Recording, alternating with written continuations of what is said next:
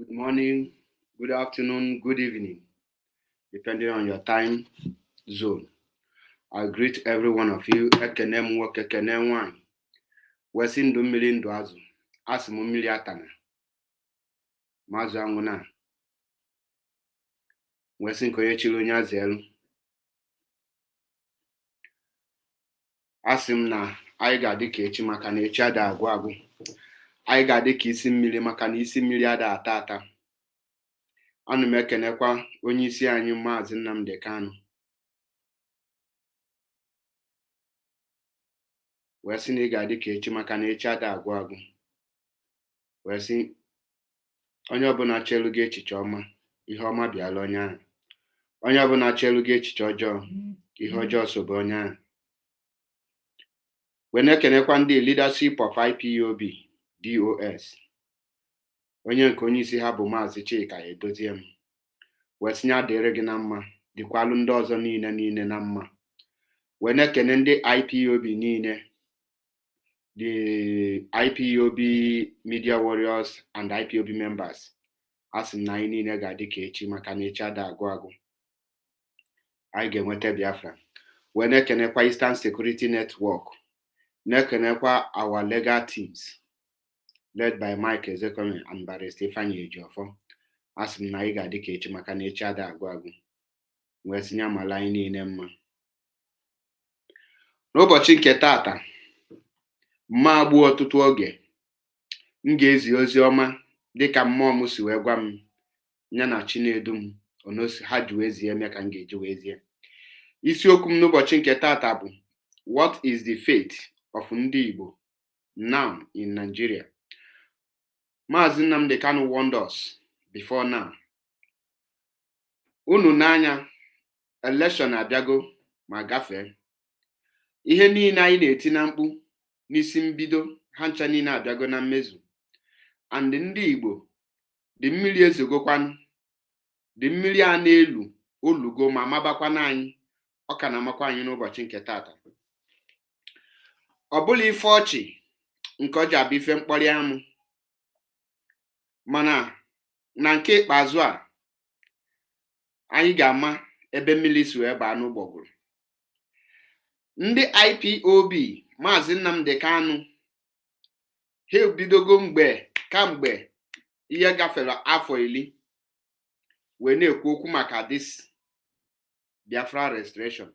Ndị Igbo na-efe isi kpakakpaka. Now, nwanne anyị nwoke wu Peter Obi ọ pụta for presidential election. Eso m na ndị gwara unu na Peter Obi ama akpụta aja na Nigeria. Gwa unu na Peter Obi ọ naghị azọ for president. Na ndị Igbo amabela ebe ha kwụ, na enwere ife na-eji wee na-aba mba. Na enwere ihe Peter Obi ji aba mba, unu akpọgide m ihe, onwere ụdị ihe unu akpọfere m. Ọ bụla nke a ka m bịara ikwu. Now, ihe m chọrọ ịjụ ndị Igbo bụ, kedu the fate of ndị Igbo na Nigeria na? Kedu ọnọdụ ndị Igbo nọ na? And what next for ndị Igbo? Kedu the next step ndị Igbo ga-eji? Kedu the plan B of ndị Igbo? Now that ihe ha kpọ plan A have failed them. No, ha dago nke a. Kedu their next plan? And kedu ọnọdụ ndị Igbo ga-anọ na bido na May 29 a ga-hand over to onye Yoruba? Kedu the ọnọdụ ndị Igbo m ga-anọzi na Nigeria? And now ndị Igbo pụtagolu n'imirikiti wee bịa tụnye ntụnye aka. Kedu the lesson and kedu ihe ha mụta n'ime ntụnye aka ha tụnye? Nyanwa ka okwu aka m ga-agbalị n'ụbọchị nke taata. And nna ya Chineke ka onye m spirit m ga-eji wee were asụsụ be anyị ka anyị wee kpakọrịta nkata asị nwa afọ Igbo. Nke anụnwa bụlọzi nke the whole Biafrans. Nke a bụgodu nke ndị Igbo, maka na abata na dati Nigeria, ihe ama nwe Nigeria mgbe na-eke Nigeria bụ Igbo, Hausa and Yoruba. Every other tribe nọ na mpaghara ofe mmiri a nọ na nke ndị Igbo. Every tribe nọ na side nke ndị ofe mmanụ nọ na nke ndị mmanụ. Ọ na-akọ dịkwa na nke ndị ugwu. Nyakpata Benue nju ebulu part of the north. Ma ha like ya, ọ na-eji wee Kenya. dịka unu niile ma m ịpụta here nụ a wee kọọ maka onye oshi anọ na Finland blọk gị, and for that don't choose ka m jiri gị wee bido the blocking because abịala m here for ndị ala. Abịala m here na mgbede a for ndị ala. Ihe m bịa here bụ ka nzi ozi ọma. Once ilute here, hapụ ihe anụwa na-ezi bụrụ okwu nwa amadi a onye ekperima wee bịa here blọk gị. Abịala m treat topic here, so enidro m gị here. Na ndị Igbo atụchago vote. What is the next thing for ndị Igbo? Now, enwere ihe nchọ ka ndị Igbo nọlan wee chekie kedu ebe ọdịda ndị Igbo mbido. Kedu ebe ọdịda ndị Igbo mbidoro? Ọdịda ndị Igbo onye ka m were kedu ebe Peter Obi nọ wee daa election? Ọ bụla by ringing, ejilo by ringing wee ring ya Peter Obi out. Enwere ife ejidere aka wee wepụ Peter Obi n'ọkụ. Enwere ife eji aka wee kwụpụ Peter Obi n'ọkụ.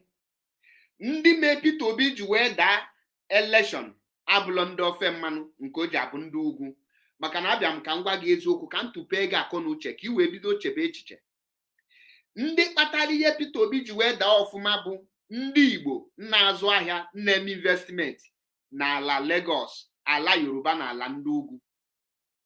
Ndị anụwa kpata Peter Obi ji wee daa, and ndị anụwa ga-eme na onye Igbo amachi Nigeria.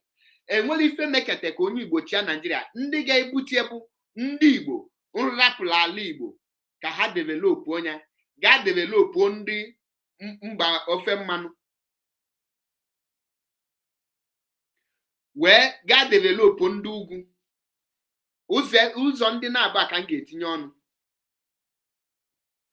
maka na unu amalụ that na Tinubu na ndị Yoruba kedu ihe ha ji wee na-etretin ndị Igbo property and their business. Ọ bụrụ na ndị Igbo bunetelu ahịa dịka Alaba International Market na ala Igbo, ọ na-azụ n'ala Igbo, onye Yoruba ama anọkọtasị onye Igbo na ịtụ ọlụ Labour Party nyeme gị nke a because o nwere ihe inwe ị ga-eluzu. Ọ bụrụ na ndị Igbo ma ihe a na-akpọ ime ịnọlụ na be gị na-azụ ahịa, ndị ahụ ndị nke ọzọ bụ na ha chọọ ime anything, ha bịa na be unu bịa golu ihe ahụ. Mgbe a ka ndị Igbo ga-ebido maba ife. Ndị Yoruba na ndị ugwu bụ ihe ha ji wee mee ndị Igbo ihe niile a mee ha bụ na ha nwee property and business more than n'ala Igbo na nke ndị ugwu na nke ndị ugwu Hausa. Jina ebe jina mgbede ọma. Evarinze ndewo Ignatius, biko ọ bụ na m ekenere unu because obi adịla m mma na mgbede a. Na-egenụ m ntị ka anyị na-agwa onwe anyị nke bụ eziokwu. Ọ bụrụ na ọ bụla biznes ndị Igbo rapụrụ ala Igbo gaa mebe investment n'obodo ugwu, enwere ife ndị ugwu ga-eji na-etreti na onye Igbo. N'ụbọchị nke tata, o nwere ife onye Igbo m ga-eji wee na-etreti na onye ugwu? O nwere ife onye Igbo m ga-eji na-etreti na onye ofe mmanụ? O nwere ife onye Igbo ga-eji wee na-asị ọ bụrụ na inyere m ife a na ife gị ọ na-ga-eme? Ọ bụrụ na ndị ofe mmanụ na-eme investment n'ala Igbo, ka MC Olumo mpụta nye that threatening, ndị Igbo ka afụ ihe ha ga-eji nye threatening. Ndị ugwu pụta tata ha na-enye threatening based on Igbo investment ndị na North. Ndị Yoruba pụta ha na-enye threatening based on Igbo investment dị n'ala Yoruba. Now, kedu onye Igbo pụta, kedu ihe ọ ga-eji wee mee threatening wee nye wee batalụ ndị ugwu mba? Kedu ife onye Igbo ga-eji wee batalụ onye Yoruba mba? Onwelo, ịma the reason anyị dị nzuzu. Igbo dị nzuzu, and because na Igbo dị nzuzu, nyanwa kpata na enwere onye Igbo ga-achịnwu Nigeria. Onye Igbo ama achịnwu Nigeria. Now, onye ugwu onye Yoruba ga-abụ president, onye ugwu ga-abụ vice president, onye South maọbụ onye ugwu again ga-abụ senate president. Kedu ọnọdụ ndị Igbo nọ?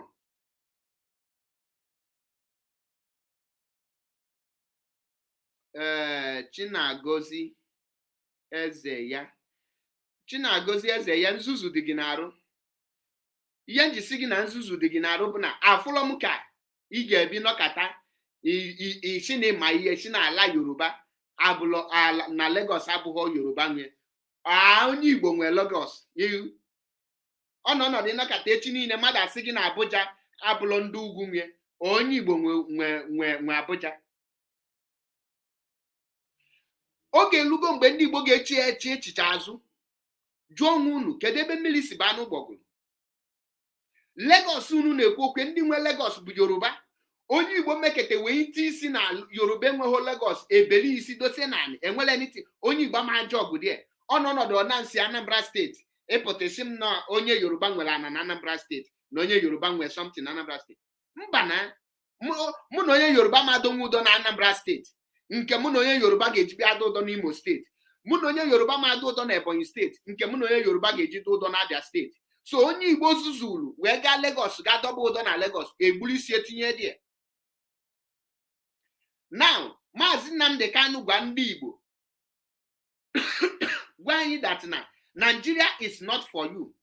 Na Nigeria abụrụ for us. Na ndị anụ akpachago nkata bido mbọsị eke Nigeria ka ndị akpa adịsị nkata and ha ga-achọlili ofu onye Igbo ga-eyi uzu. Agwa ngwunu na Peter Obi ama akpụta aja unu gwa Peter Obi ka o jide ife n'aka. Gịnị ka ọ ga-eji n'aka? This IPOB Biafra.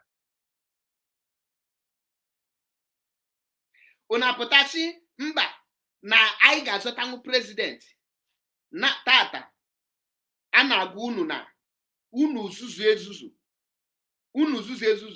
amụọla dịkpọ market ọkụ. Kedu ndị nwere dịkpọ market? Ndị Igbo. Alaba international market ke ndị Igbo.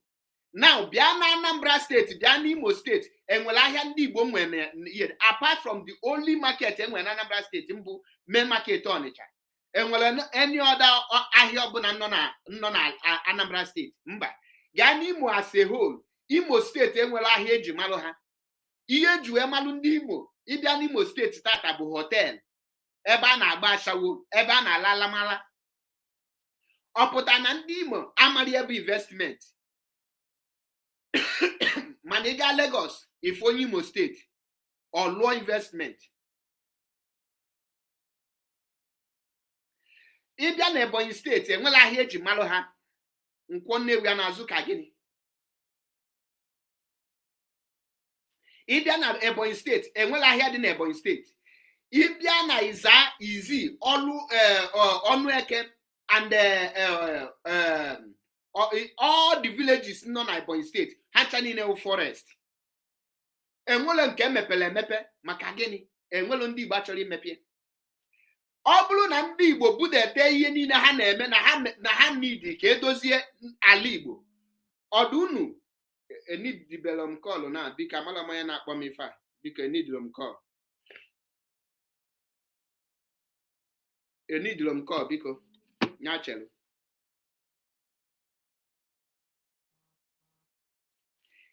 Now ọ bụrụ na ndị Igbo need ka ha nwee ya na-akpọ railway bulu ahịa dịka Alaba international market bumie ya n'ime place dịka Iza or Izi n'ime Ebonyi steeti.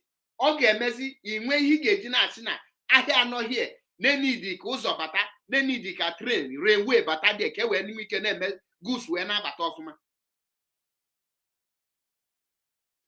Unu na-ekwu okwu agwa unu na ndị Igbo na ala Igbo dị landlocked. N'Enugu steeti ugwurugwu to be precisely enwelu ebe ndị ọcha bata mgbe izizi mbịa alụ ọlụ gị seaport. Kedu ka eji alụ seaport? Ọ bụrụgodị na ebe a na that n'ihe ahụ bụ river like river Niger. Ịchọ ịtọnụ that river Niger to become sea. O nwere ebe o si wee pụta and connect it to one sea. Dig enya deep, enlarge it, make enya ọbụlụ sea.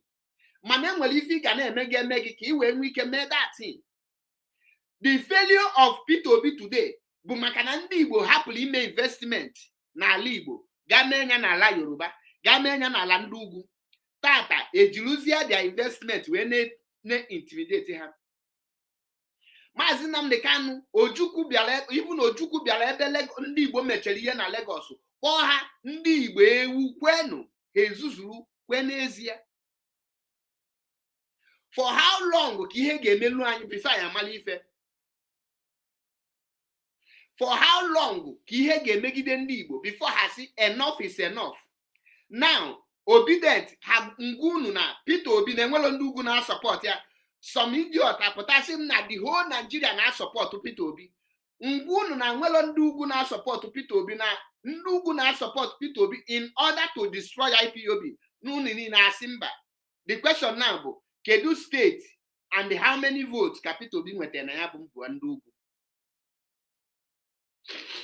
Na Yoruba land, kedu ebe Peter Obi mmerụ ihe asịghị na ha na-achọ? Ịmakwa ebe na people support gị. Na 2015 mgbe Buhari na-eme change, ọ na-abata ịfụ ka ndị mmadụ ji wee support Buhari. Buhari o win that election free and fair. O beat Jonathan hands down because na people support ya. Jonathan enwere ike ring that election of 2015 because of overvoting for Buhari. Many guys, can you mgbalụ okwu asị ọtọ ọsọ? 40% of ndị Igbo vote Buhari in 2015. Apart from Nidia na ala Igbo gogogo na Buhari ekpotelo that much aja, mana ịga cheke vote Buhari scores na ala Igbo niile, icheke nke Jonathan, if na undermine that Jonathan win the ala Igbo, mana Buhari nwete at least 20% vote na each state. The question now bụ, bịa n'ugwu, kedu vote Labour Party nwete there?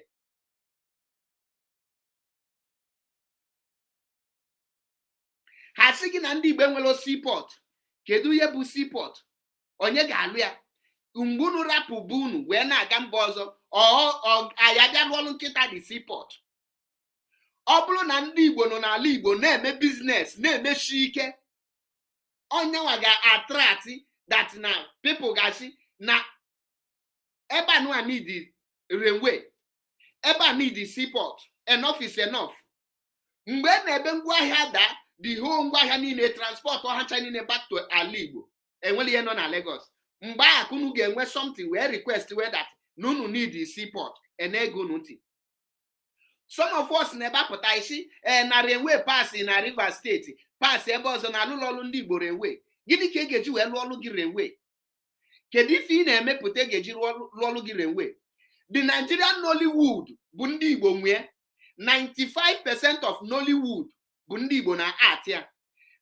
N'Igbo ka eji eme, kedu ebe na-eje elie? Na Lagos. Nke anụa imekwu nke ahụ import ọ bụrụ na ship kọsụrụ ya. Ọwụ ship mere import from China.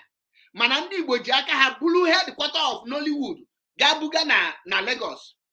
Ego a na-akwụ ndị Igbo jikwa aka ha bulu the same ego buga Lagos, imekwu nke ahụ import.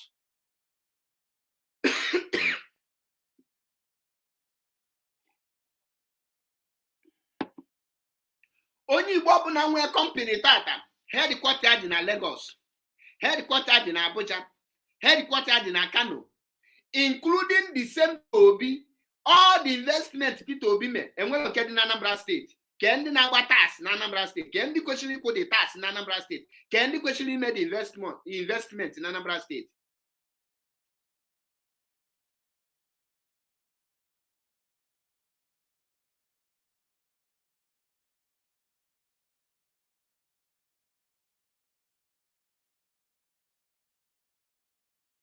Ke ndị bụ ndị agha ga-eme the investment tata, ndị Igbo adago mmiri.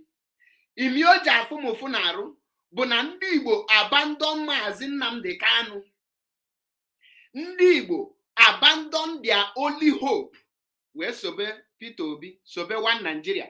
Kee ka ngị nwa nọ na the bench, ịnọ na a blink of getting your freedom.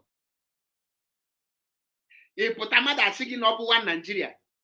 Ichefuo na Maazị anọlugo na condition ebe ikwechiri inweta your freedom. Ichefuo na mgbe ahụ Maazị nọ n'ime, na ọkịta ọ nọ n'ime, ka ị ga-eji make a very hard decision, stand on it, amalụ need serious. Ọdụnụ ka ọ bụrụ onye ugwu nọ n'ime nga na fight for the freedom of ndị ugwu. Election abịa na ife onye ugwu apụta ịbịa zọ president, ndị ugwu asọpọtụ onye. Ndị ugwu ya eji aka ha gwa ya dat nwanne baa n'ime ụlọ, ihe a nwere ife anyị na-achọ. Ihe o ji adị m wute bụ na anyị pụta isi na anyị ma ihe.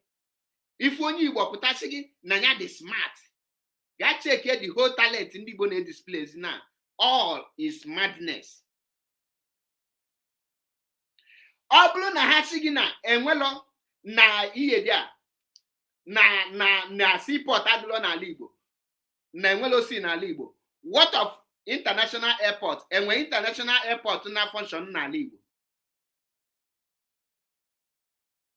Enwe one single international airport na function n'ala Igbo? Onye si France tata fenye kedu ebe ọ ga-ada? Lagos. Nke a kịta ka ezie kọsịrị ya maka ndị gachi gị na the reason enwelo seaport bụ maka na enwelo river. So the reason kwa na enwelo international airport bụ maka na enwelo gịnị na okay enwelo space. Ndị Igbo ejiri anya ọcha na anya ọma ha abandon Mazi Nnamdi Kanu tibe PVC na nke ọnọdụ ndị Igbo apụtachi na ndị Yoruba na-etreti n'anyị. Ndị Yoruba kwesịrị ịdị na mmụ every market ndị Igbo nọ na Lagos ọkụ. Onye Igbo iyelekwa onye Igbo ọ rapụ Anambra, rapụ Enugu, rapụ Ebonyi, rapụ Abia, rapụ Delta, gawa Lagos ga drag ana with onye Yoruba. Na ndị Yoruba nwere obi miko maka the Yoruba are very merciful, to be honest with you. To be very honest with you, Yoruba are very, very merciful to ndị Igbo. Ekwesịrị ijide ịgba the whole property ndị Igbo ọkụ ka ha malụ na-enwere na ịma anọkata isi be nna gị bịa zọwa be nna m ụtọ. Ọ bụrụ na ị like họ ka ndị Yoruba na-eme gị na Lagos na wa be nna gị na onye ajụ onwe ya, inwe ebe isi bịa, you abandon your place, ime your place ọ bụla ebe a na-azụ ehi, ị bịazie solu ndị Lagos. Ọ bụrụ na Yoruba people abandon Lagos the same way you abandon Anambra, abandon Abia, abandon Ebonyi, abandon Enugu, will you see any investment? Will you go there? Why nina here drag Ekiti state? Why nijelo drag your Osun state? Why nijelo drag your other places? Ebia Lagos. Before enwe capital na Lagos, enwe that capital na Calabar, enwe Calabar seaport. Kedu ife kpata eji wee mechie? Kedu ihe mechilie? I put in it marginalization. Who marginalize us? We were marginalized because we are stupid. Now Peter Obi ngwalunu na ndị ugwu na ndị Yoruba na ha support Peter Obi na ndị na support Peter Obi bụ ndị Igbo, and ndị Igbo have abandoned Mazi Nnamdi Kanu for PVC. Many of you assume no kebo no Igbo no invite to no Igbo na nna agwa that na this nunu kwesịrị masa osim na Peter Obi ligolu Biafra enwe safe landing. Njunu a question Junu Peter Obi na aligo on what it take to battle Tinubu and Atiku. Before Shimadu Niga aligo, he get check the capacity of the person. Malu the people now support the person. We abandon Mazi Nnamdi Kanu at the critical time when he needed us most. We take because of PVC, abandon him. That's the result of your PVC. Where is the power of your PVC? And where is your right to vote and whom to be voted for? The next thing how they make it taboo, the reverend fathers and the pastors preach well. Oh, don't allow this election to bring a misunderstanding between us and our brothers. Don't allow this election politics to cause us more harm. Okay? Rest now the election, let us bear it. For how long? Rubbish until in 1914, Kamagameti in Nigeria, 1945, they slaughtered Igbo people. A one Igbo go slaughter had to number nonsense. From before more, Ebidogi Bundibo, Ebuchanya Chai, cool one down, Ege dozi henine. Cool one down, Ege dozi henine. Nkaketa. O melunu niile n'anya.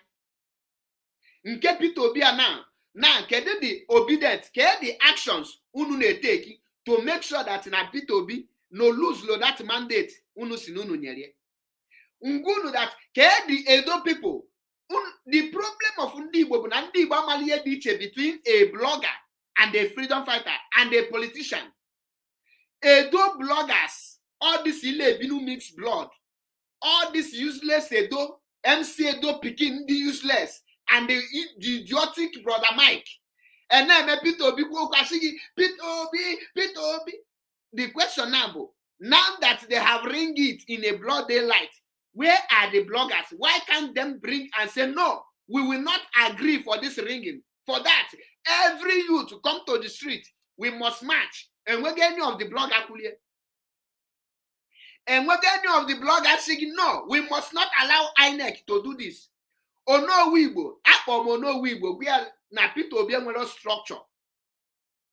Oh no, Weibo, na the youth to the behind Peter Obi. In what oh no, Weibo, that's not the only people. Ndị stand the Peter Obi na-azụ bụ ndị Igbo na ndị ugwu na ndị ofe mmanụ anọrọ ndị Igbo na-azụ na mụ ejirugo anya jene ihe betere aka wee na-anya fụ that na ịbịa na Lagos ndị na-asọpọtụ Peter Obi dị bụ ndị Igbo nọ na Lagos.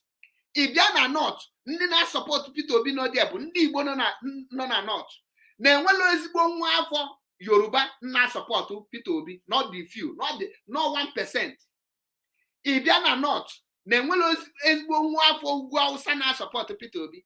Na ihe ndị a na-eme na-enwe plan ndị a ji wee pụta. Na plan ha ji pụta bụ na Peter Obi bịa na North na ha ga-apụta in mass.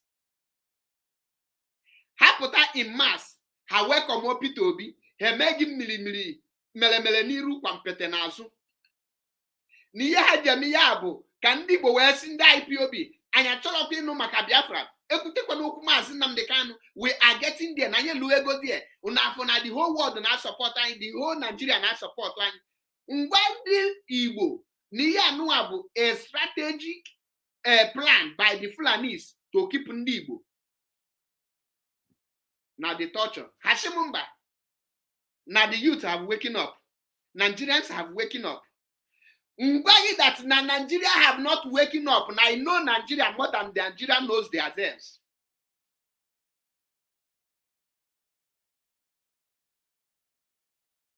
Now, ngwaha that this is a politics. Ndugu is afraid of IPOB. Ndugu is afraid of Mazi Nnamdi Kanu. And they want to use Peter Obi to suppress that thing. They want to use Peter Obi to take the mind of Igbo out of Biafra and take the mind of Igbo out of Mazi Nnamdi Kanu, and that we abandon Mazi Nnamdi Kanu in DSS dungeon. And after that, no Mazi anything how to start fighting.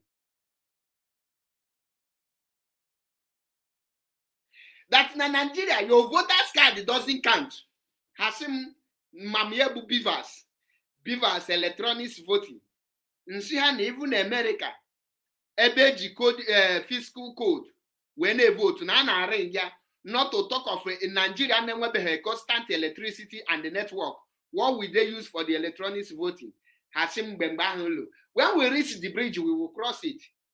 Ilugonu bridge, the Ogba Jigona. Tell me how you Keki Geju and me crossing. How will you cross?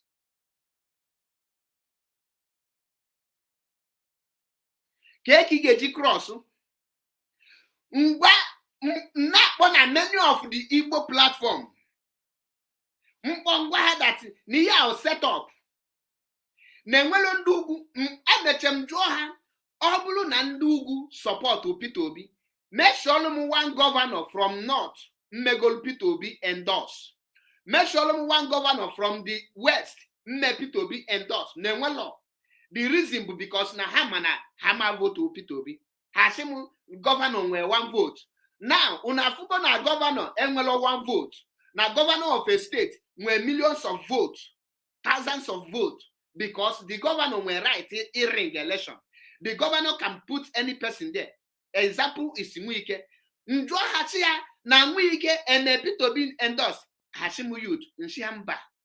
Nnemezinife youth. Nobolo na North decide ya na ha ga welcome onye Igbo. Nigga for 1 or 2 governor from the North Oshigodu na party ọnọ ya bata Labour Party bịa solu Peter Obi mewe campaign. Nwelu mgbe Buhari na-achị ịba ịbụ president, nye ha example. Gwa ha no, she from his own political party merge with ACN. She from there her match is a form of APC. Na enwe governor, more than 5 governors Nachi under the APC as of then.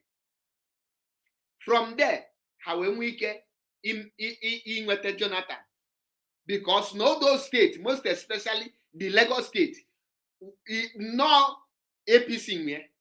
That is how they ring those places in the favor of Buhari. Peter Obi, Kedebo Jazaga, Hasimu, don't worry. Igbo. Now, after the election now, what next for Igbo? What is the fate of Igbo today?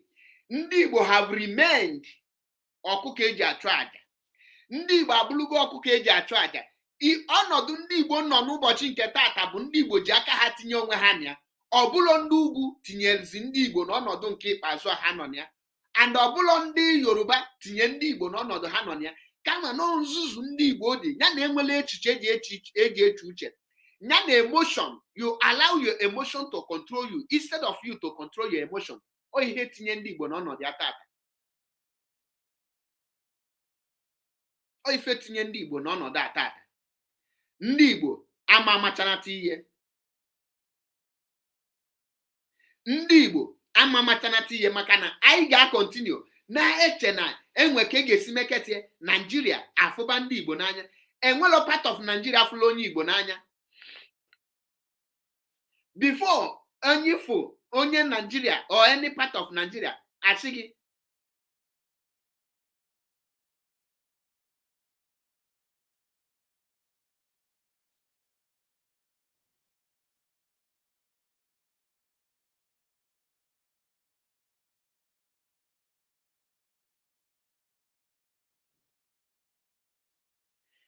ọ bụrụ na ọ chọrọ arụ ịmakwa ndị edo ọnụrụ na-afụ edo kpọ ndị Igbo asị n'ime last year mgbe m postlie na awụchi ordinary awụchi n'elu lodu 1/4 of my village nye ndị Igbo mechi shop ndị Igbo niile nọ n'awụchi.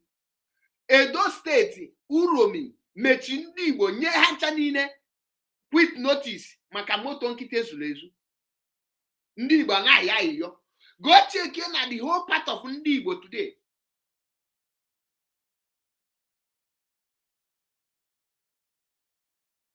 Ga check the whole part of ndị Igbo today. Enwele ebe ndị Igbo gba mgbọrọgwụ. Not even in Igbo land, ndị Igbo agbala mgbọrọgwụ n'Igbo. Enwele ebe ndị Igbo gba mgbọrọgwụ, ndị Igbo dịzi ka that is ọkụkọ eji achụ aja. Now, ọkụife niile a na-efegharị last year ọ dị ka ọma bebe okwebego. The question chọrọ iju na bụ kedu Labour Party governor na North? O nwere ebe Labour Party win any governorship na North? O nwere ebe Labour Party win senator na North? O nwere ebe Labour Party win senator na Yoruba land? O nwere ebe Labour Party mkpotara aja na those places? Even in Rivers State, Labour Party ekpotara aja. That is to tell you that na ndị anụ ejiro Peter Obi kpọrọ ihe na ihe ndị abịa is to destroy IPOB. Manụ na uchu na elulonia. Oh, our own. It is our time. It is our turn. Hey, we are there. We are almost there. This is our best chance. The whole na check the reason mgbe your enemy bidoli support gị ga check na enwe something in eme wrong. You abandon Mazi Nnamdi Kanu. Now ndị Igbo kedu ijunu na-eje to free Mazi Nnamdi Kanu? Kedu ife ndị Igbo na-eme ka e wee zọpụta Mazi Nnamdi Kanu n'ụbọchị nke tata? Kedu the actions ndị Igbo take goal to show that na their displeasure of the ringing against their own brother Peter Obi? Ndị Edo bloggers mma na-akpọ ha afa MC Casino all the very useless. Why nọ na ha eme video now? MC Edo Pikin very useless idiot. Where are they? Kedebono. Nusares. Any of them put a kuboku. Nusares but as now we are not obedient. Obedient is not a political party, it's a movement. you cannot, you can select who to vote. So Peter Obi now is APC and the PDP. That is obedient. Obedient now have no choice of party again. Okay, brother Mike, very idiotic ameba. I'm going to respect for this kind of people. Because how question with brain? Brother Mike question as only Igbo only use number 6 here. Mbobo na shiki Ayako have spoken. Very idiotic element. Very dirty thing. Clear. Everything. Ndi Igbo. Once they post le gafuziano Ndi Igbo. 10,000 share. And already are now watching for just ordinary statement. Manema check easy. Kedifin were to offer. How many of them have called for protest? How many of them have called to resist the ringing? How many of them have called to make sure that Peter Obi regain his mandate? None of them. How many of them defended their vote? None of them. How many of them protagonize? No, we no go green. Kedebe Hanos. P Square, Peter Okoye, and Paul Okoye. Hannah fly go back to America, leaving the poor idiots to continue in their stupidity. These people are well paid to campaign for these people. P Square was paid well for him to campaign for Peter Obi or campaign for free.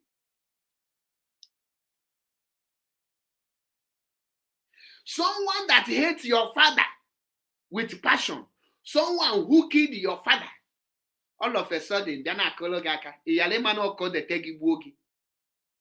Onye pon nagase, onyasi to number nonsense. Dire di we buon nagi, buon negi, potajana kologaka. Iyalemano ko ikbudo bien so ko we foga tere. Now, Ndị Igbo ke ọnọdụ n'ụlọ na Ndị Igbo awolugo ụsụ.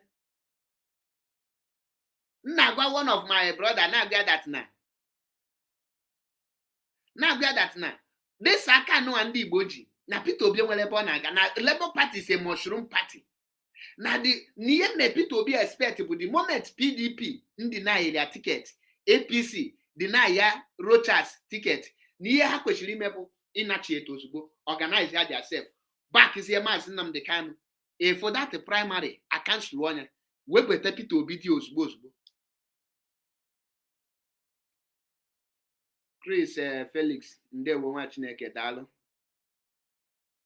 If I can't slow, no na Peter Obi na with the Rochas and the other political party need the Igbo president. The moment APC and the PDP deny them, hana ba agbako ozugbo. Kwụrụ mazi Nnamdi Kanu n'azụ, bubezie mazi Nnamdi Kanu ụzọ. If Ndugu anyụba mamịrị n'akwa ha. Enwe one idiot novecheli here. Mgbe niile ọchị m mazi Nnamdi Kanu wee mee nke a. Mazi ọ na-ebe ose dị vidio neketi anya chi negodeze oji aka pasta. Very educated fool.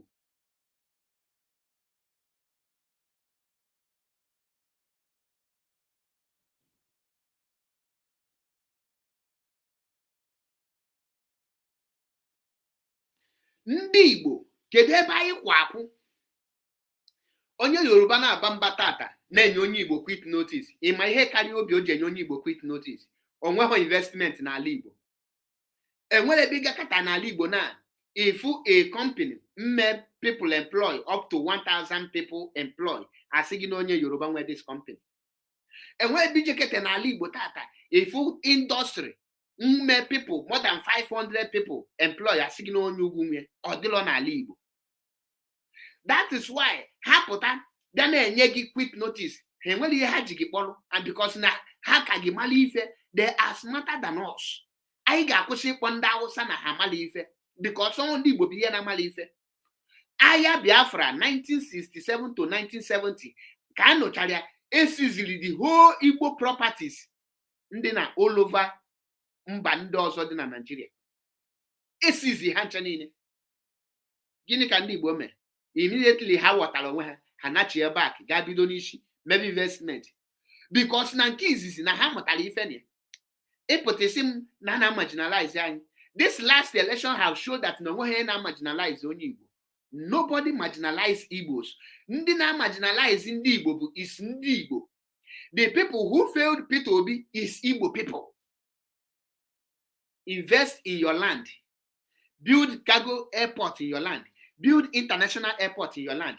Make seaports to come to your land. Build railway to your land. Anything like a problem the whole eastern region as a whole for good 80 years. Buharichi, but second Niger bridge uncompleted. This is not what we deserve for a country that we believe to be one. Ndị Igbo n'obi nwee mind ifu mmadụ dịka top o afọ m ebe ọ na-eme apology tata top o a na-akụ egwu na-eme ihe niile for Peter Obi without thinking deep. You abandon Mazi Nnamdi Kanu. Where is onye obodo? Ndị comedians, foolish comedians. Where is that? Is why when you threat no Okwuluora ndị mmadụ na ke atụchago vote. Let Okwuluora talk about Mazi Nnamdi Kanu again. None of them will talk about Mazi Nnamdi Kanu. Mobile election na ha malụ ka eji ewe afa Mazi Nnamdi Kanu eme campaign. Mpụta na-ekwu okwu ụfọdụ na-asị n'ihe dị a. The only person I respect, the only celebrity I respect, and I will continue to respect that man is Anyi Dons. If Anyi Dons, that guy is different from every other person. Onye ọbụla afụla Anyi Dons respect ya, and that is ready in Anyi Don ọgụ ebe ọbụla. Ọ naghị eme ife ụmụ ife ihe dị ọkwụ ebe ọkwụ ọma ebe ọkwụ ọtọ ka nwoke kwụrụ ọtọ ka man is a man. Ọbụla dịsi idiotic kwekwe ihe dị a onye nwụrụ bịa gbalụ kemikal chi nọ na-aṅụ bịa ọ na-aṅụdo kemikal afọ ife afọ onye oko ọpụta n'elu ulu gị afọ na social media na ya na-eme comedy wolo ketanụ a ka their faith. How many of them have made their video again? See, we must go. Onye obodo emego video na-asị na nke anụ abụrụkwa election na ka anyị nabanụ no Biafra. What of executive? Hancha niile bụ obedient na abandon Mazi Nnamdi Kanu. Na-akụ egwu ngunu. This is what ndị ugwu chọrọ ka ha lapụta unu because na ha mana once ha lapụtala unu wee bịa unu wee pụta tụọ vote ha enwezi ike wee mee unu ihe niile ha chọrọ ime unu. Gị na bụ ndị Igbo ebunatara ahịa ha. Onye Igbo ga-abịa Zubi Michael nọ na-ayọ ka enye ya na Lekki kedebe Lekki dị Lagos ọzọ bụlụ benia and Asonsi transform ya to Lekki.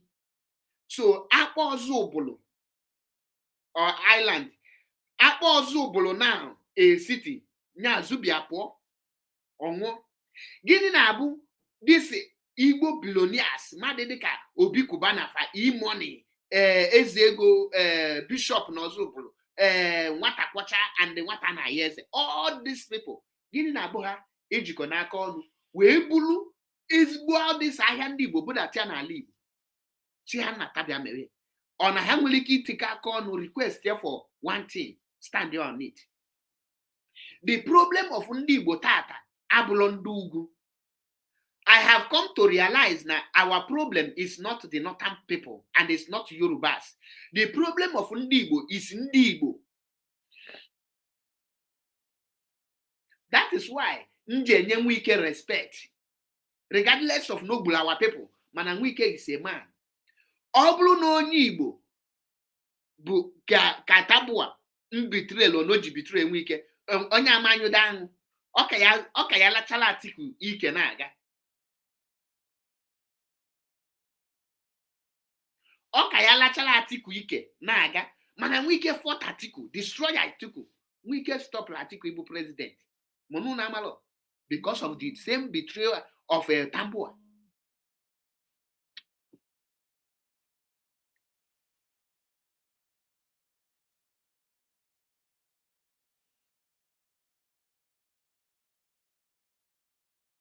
Onye na-akpọ m na ọ ma ha nọ hello. Hello? Okay, man, I'm na-eme broadcast.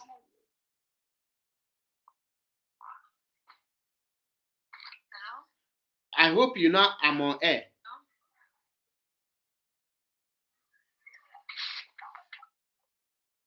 Amalom ka some once mmadụ bata mgbe aka call ha ga-abatawa.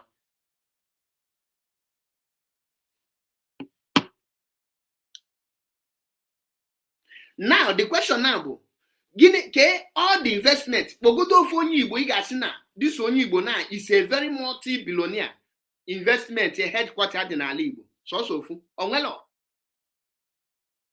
enwere onye Igbo tata mbụ multi-billionaire nwere headquarter dị n'ala Igbo ka ndị ọzọ wee chọrọ ya na-abịa n'ala Igbo.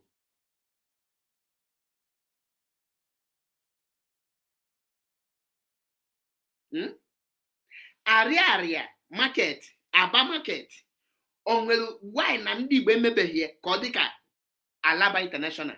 Gịnị na-abụ ndị Igbo oke ka ihe kpata arịa ndị wee ji ọnọdụ tata a na-ekwuzi maka ọkamedi una mana ọkamedi analigo ọwụ ndị ugwu kọsụrụ ya ọwụ ndị ugwu kọsụrụ ya ndị Igbo pụta anyị na-ama amụ para soso ebe onye Igbo dị ike bụ na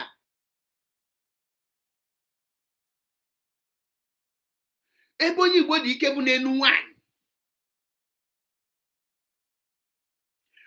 ihe na-abịa na ndị Igbo anaghị enwe strategy to tackle anything na-abịa to them. Una mana ndị Igbo nwere union ndị strong Igbo nwere traders union ihe nwere traders slave.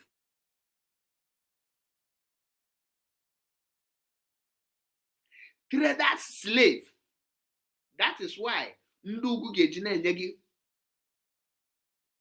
every year enwe ihe a chọrọ ime threaten gị threatencha gị ha ewelu jilu threaten a wee nweta ihe ha chọrọ enyezie gị chance ibutukwe ibido continue kwa meekwa investment achọkwa inweta gị again threaten gị with another that your investment. Now this 2023 is a clear message that now you ndị ugwu just know gba nkịtị jiru Yoruba gosigodu ndị Igbo how foolish ndị Igbo dị. Ndị ugwu kpọ ndị Igbo asị karịa ndị Yoruba ma ndị Yoruba kpọkwa ndị Igbo asị sọsọ ndị fụlụ everybody n'anya bụ ndị Igbo because na ha dị stupid. Now kedu ebe Peter Obi nọ? Have Peter Obi ever tweeted the freedom of mazi Nnamdi Kanu? Mana Peter Obi everything made this Shaki Gumi, the leader of Fulani herdsmen. Peter Obi will tweet it. Ghana Twitter Peter Obi now. He don't play with any Fulani man, but his own brother in a prison. Peter Obi is the strategy. If he tweet about mazi Nnamdi Kanu, they will not vote for him. Now, Peter Obi did not tweet about mazi Nnamdi Kanu. Did they vote for him? Did they make him the president? He now become the most foolish people before the world. Peter Obi have become a very useless and stupid man before the world because he played a role of an idiot.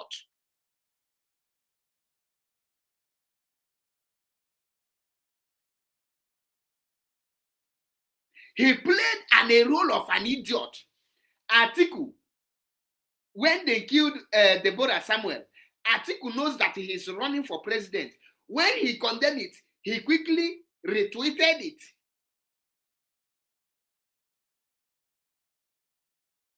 Thank you, Ejiro Bikard. He quickly deleted it. He never said, I am running for president. Let me pretend. The North told him, when they come on, delete that thing. Have Peter Obi said anything about the court of appeal? He is approaching court, okay? So that court will deliver judgment. But he cannot say, court, obey your own order. He cannot ask the Nigerian government to obey the court order. Twitter handle yana majiji, he cannot wait it. Manobule a Fulani terrorist, ka court discharge and acquit, and the Nigerian government, Peter Obi can tweet and tell you, he will not use maybe one foreign country and give an example and tell you go and verify. Mana his own brother, he cannot say anything. His own brother, he cannot wait because he wants Northern vote. Now, have the North voted for him? Oh, On May 29, they will ring. They will swear in Peter Obi. Let me tell you, the moment you become a coward, coward, you refuse to say the truth. You refuse to fight for your people. The enemies will take you as a foolish. For you to show that you are a strong man, is by defending your own people.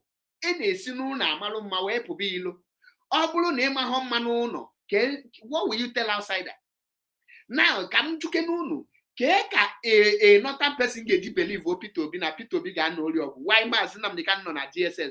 Peter Obi cannot speak for him. How do you want another man to believe that Igbo is qualified to become a Nigerian president? Why their own brother is in DSS dungeon? They abandon their own leader and be chasing president. KKGM expects now an intelligent and wise person will now accept you as their leader. A coward is not a leader. Coward and a leader. A leader is somebody that is fearless, powerful. Say it anytime, any day, anywhere. When Ojus Okalu was arrested by EFCC, Mazi Nnamdi did not say, "Oh, I am a freedom fighter. If I say free Ojus Okalu, the people who are now supporting me will now say." Mazi called for immediate, unconditional release of Ojus Okalu, regardless of the crime he committed. Mazi fought for Ojus Okalu. Mazi Nnamdi fought for Olisametu. And let me check if I will see when he fighting for Munye Jonathan. Let me check if I will see the video. Because in the question, many of you will not understand it.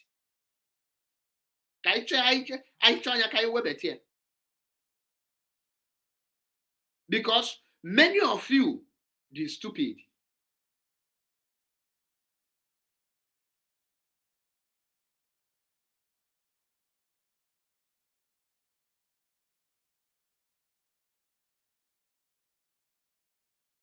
When make you attend with this video now, there's many videos. Say again. Let me try this. A man called Dr. Zikiwe, Dr. Nnamdi Zikiwe is his name. I had to add Nnamdi to his name because he doesn't behave like one. Oblonka. Not this one. Let me check another one. Not this one, totally. I don't care who you are. I don't care if you're holding my life, you take it. There's your kuchineke. Thank you very much. Now, since we are all going to be investigators now. Okay, yes, it's this one.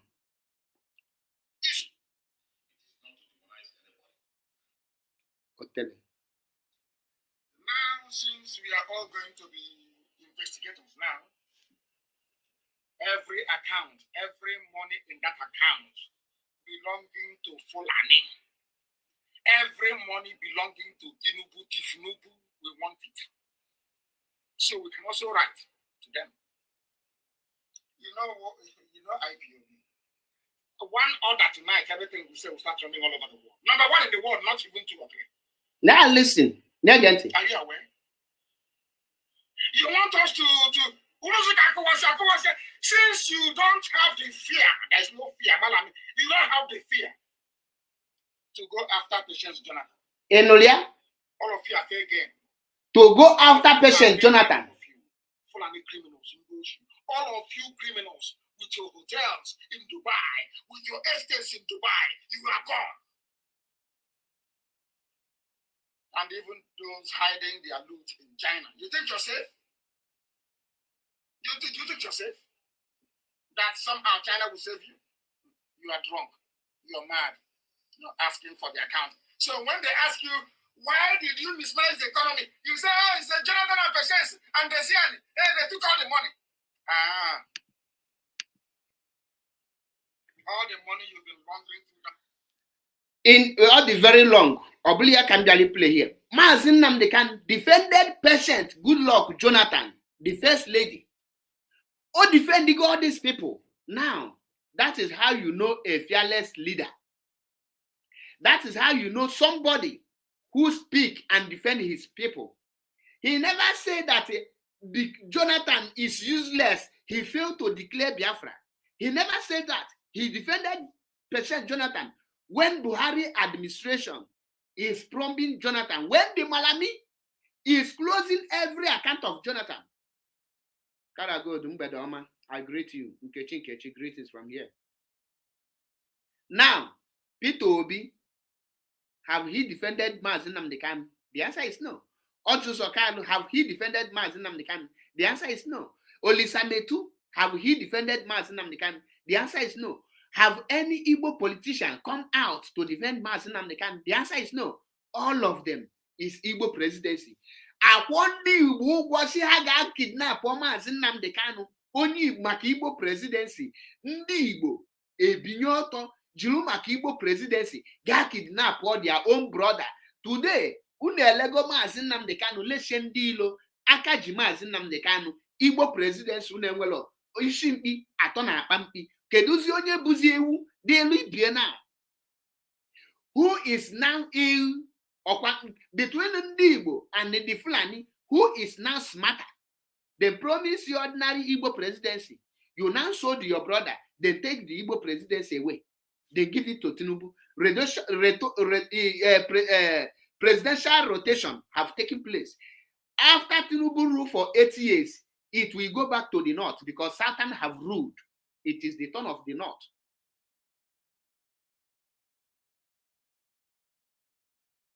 Unejilu maka the selfish interests of Peter Obi, leman nunu nwoke.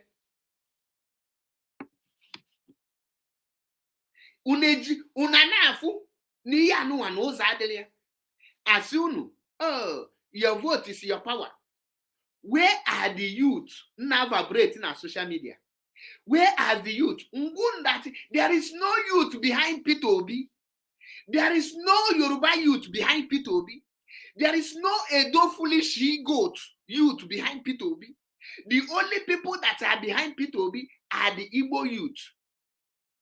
The only people that are behind Peter Obi are the Igbo youth. And the moment the Igbo standing for Peter Obi, automatically you abandon Mazi Nnamdi Kanu because there is no way you can stand for Peter Obi at the same time stand for Mazi Nnamdi Kanu. It's two different things. You can't serve two masters at the same time. Managini Kunume, many of you reported my account. Many of you even wanted to hack my account. Unu choi boot my page. Ngunu. Na mmili unu na-eme na all these things, the end of the day, nunu ga for the answer, the result. Igbos are not being marginalized. Nigeria is not marginalizing Ndi Igbo. Ndi Igbo is suffering for their stupidity and their ignorance. What I have come to conclusion today is that the North is not marginalizing Ndi Igbo. And I can the North to the Ochana Ndi Igbo no. Nobody should hold the northern people responsible for the suffering of the Igbos.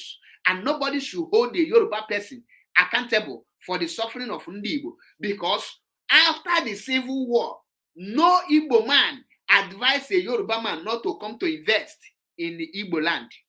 And no Igbo man advised the northern person not to come to Igbo land to come invest. Rather, the Yorubas advised themselves and they learn a lesson from the war. They learn a lesson from what happened in the 1967 to 1960. To 1970.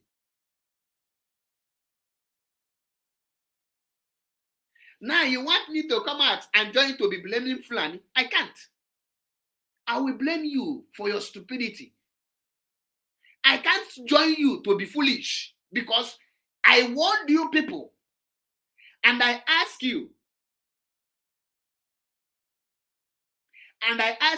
mention one state, governor, senator, one house of representative now support that is supporting Peter Obi. I ask you people, do you know what means that somebody is supporting you?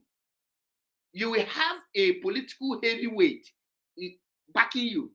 Obasanjo, who masterminded the killing of Ndi Igbo, most especially the bombing of Onitsha, come out. Obasanjo, who removed the license from Ibeto Group of Company Nigeria Limited and they stopped Ibeto from producing cement and other things and give it to Dangote, a Fulani man. Obasanjo, who stopped many Igbos from producing anything and close many companies and make only Dangote a licensed person, is now telling you that he wants P2B to be president. When Obasanjo is president, what did he do for Ndi Igbo? Ngun that Obasanjo is an agent of is he not what is he called? Is an spy to British and Israel. Many of you say, hey, Obasanjo is supporting P2B. Where is the Obasanjo? Where is he? What have he done? Wisdom is far from Ndi Igbo. Ignorance is what is killing Ndi Igbo. 2027 will come again. Oh. They will sit there, you go and get your PVC. You will MI5. Thank you, Raphael Adolf. Obasanjo is an agent of MI5. Obasanjo, who single-handedly handed Bakassi Peninsula, a land that filled with crude oil, because that land is a Biafra land, he handed it over to Cameroon, is making you people to believe that somebody is with you.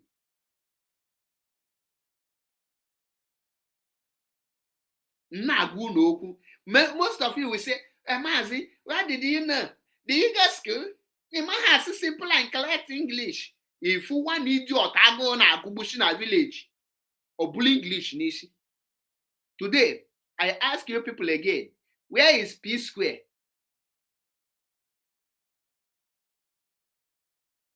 Where is P Square?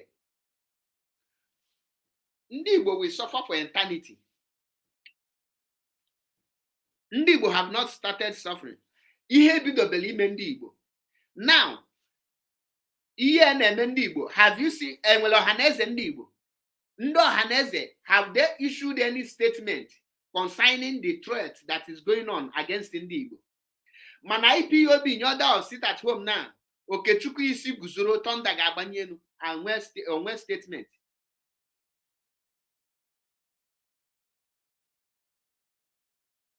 P Square have left them behind. He is now enjoying his life in USA. While his bingos are in Nigeria suffering.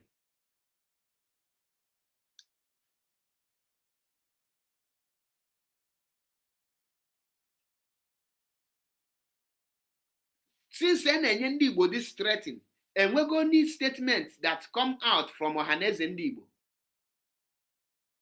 Since the burning of market and everything, on we're going to need statements Ndi Igbo they make. Do you know that Obulu Ariwa people, Obulu the northern people, Capito Bishinya Wenapota. Obulu na this election that not mean Obulu Hawagabu the president. By this time around, it can know very, very strong message from the Ariwa Youth Council. It can know a very strong message from Makiban. It can know a very strong message from every part of the north. It can know all the emirs.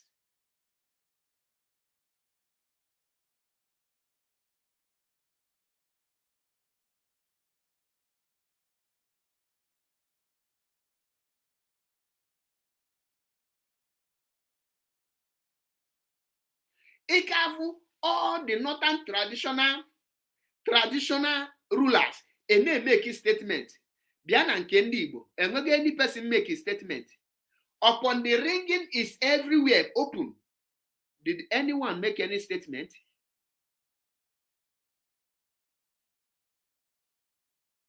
Have Ndi Igbo hold any press release?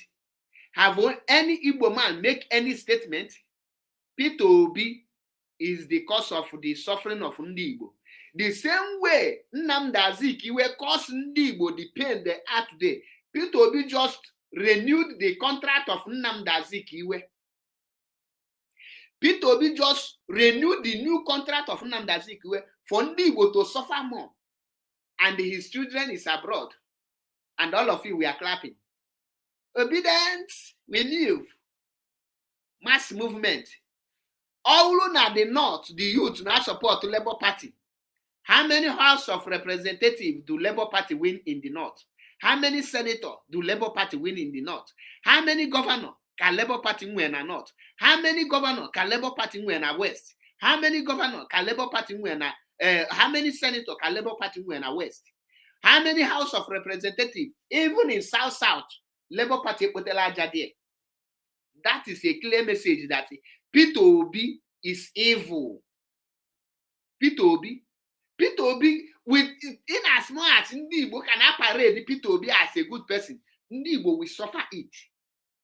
A murderer, Ekubumia before election, that this man is evil.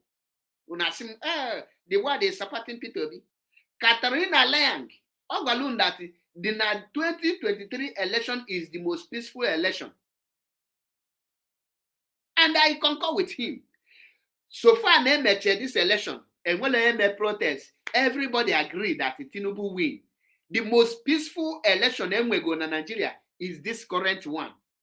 Because no protest, no alarm, nothing. Everybody quietly enter house.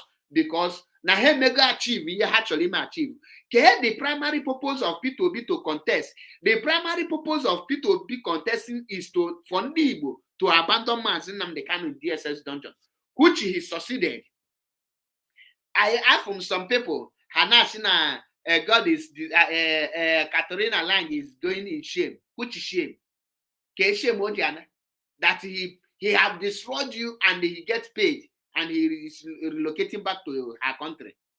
And that is living in shame. He have put you to suffer for another 100 years. And they are there.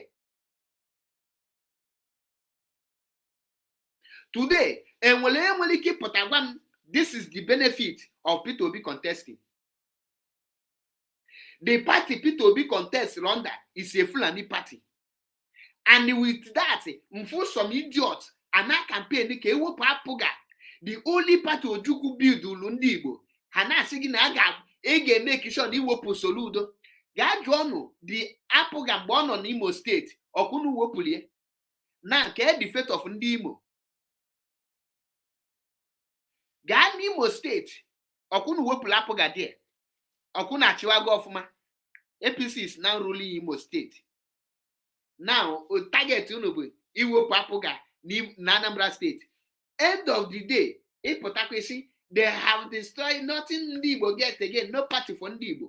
P2B is building another Fulani party. What happened to the Apuga that brought him to the limelight? Guinea Meslier? Only go now. Party Ojukwu. Ojukwu nwafa na Nigeria. Hi, Kapati Ojukwu. Guys, the whole Nigeria know my Kapati Ojukwu. Mbana, who is Ojukwu? We have to take Ojukwu out first. Kaiwo Ojukwu, or happy to be Melia. Now, Ndi Igbo nyaka now, when people say, when destroy every legacy of Chukwu Emeko Odimegwu Ojukwu. Potassium in the next 10 years, we have been marginalized. And when the party but Ojukwu build the party for you, you destroy it. Mazi Nnamdi is on the bench of giving you Biafra. All of you abandon him and abandon Biafra. So Kenzie, who are you now going to blame?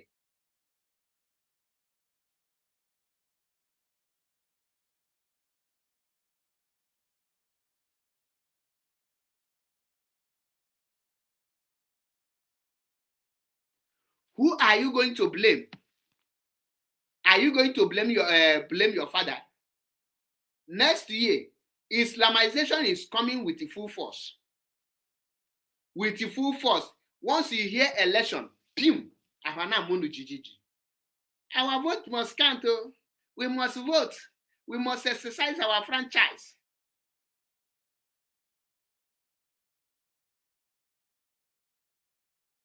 Well, check your profile, Yana. Yeah, they can marry on a comment rubbish. Before send there to blocking. because ụfọdụ amalụ na ma bịalọ here ịbịa afọ iru ha.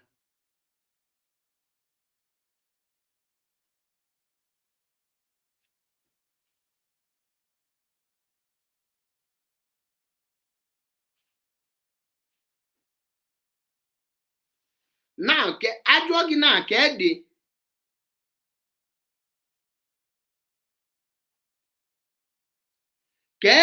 the advantage of Peter Obi's contesting. Onwe ga-enye m one advantage of this Peter Obi's obedient movement 2023. Ke one thing ndị Igbo benefit in ya. Ke one thing Peter Obi disobedient movement. One thing, only one thing, ndị Igbo benefit for this 2023 general election. What is the benefit of ndị Igbo?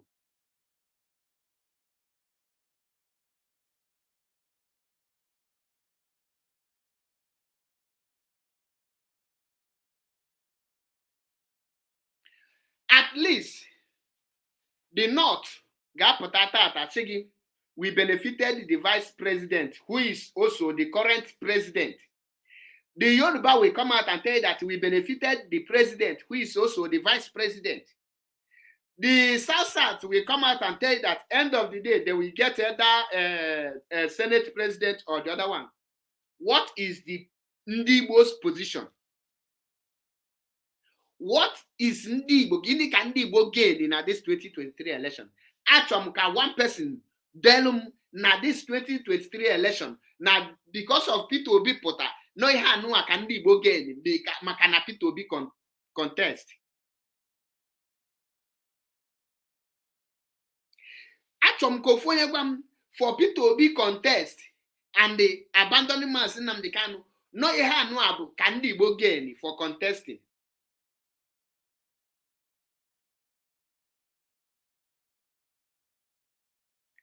Ihe na-ewe n'iwe bụ na ndị Igbo anaghị ama mgbe ndị ilo mbịa kwaba ha aka si ha we are supporting you to destroy yourself. Benin people, Edo State, hate ndị Igbo more than anything. During the Biafran War, this their useless Oba, this their useless Benin Kingdom killed ndị Igbo of mercilessly, poisoned them. And all of you, all of a sudden, because he that go history. Once Akolaka solo one of your brother, he might the reason they say, and you don't know the motive of that your brother. He solos.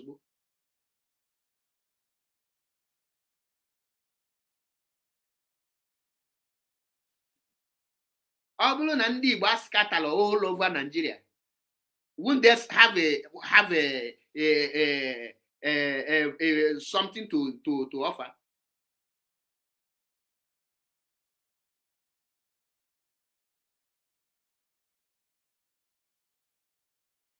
Ọ bụrụ na ndị Igbo adịlọ senseless and stupid na ndị Igbo analọ n'iyi, ọ pụta na ndị Igbo amali bụ na ngwa ahịa ha niile every company onye Igbo nwe na headquarter ga-adị n'ala Igbo.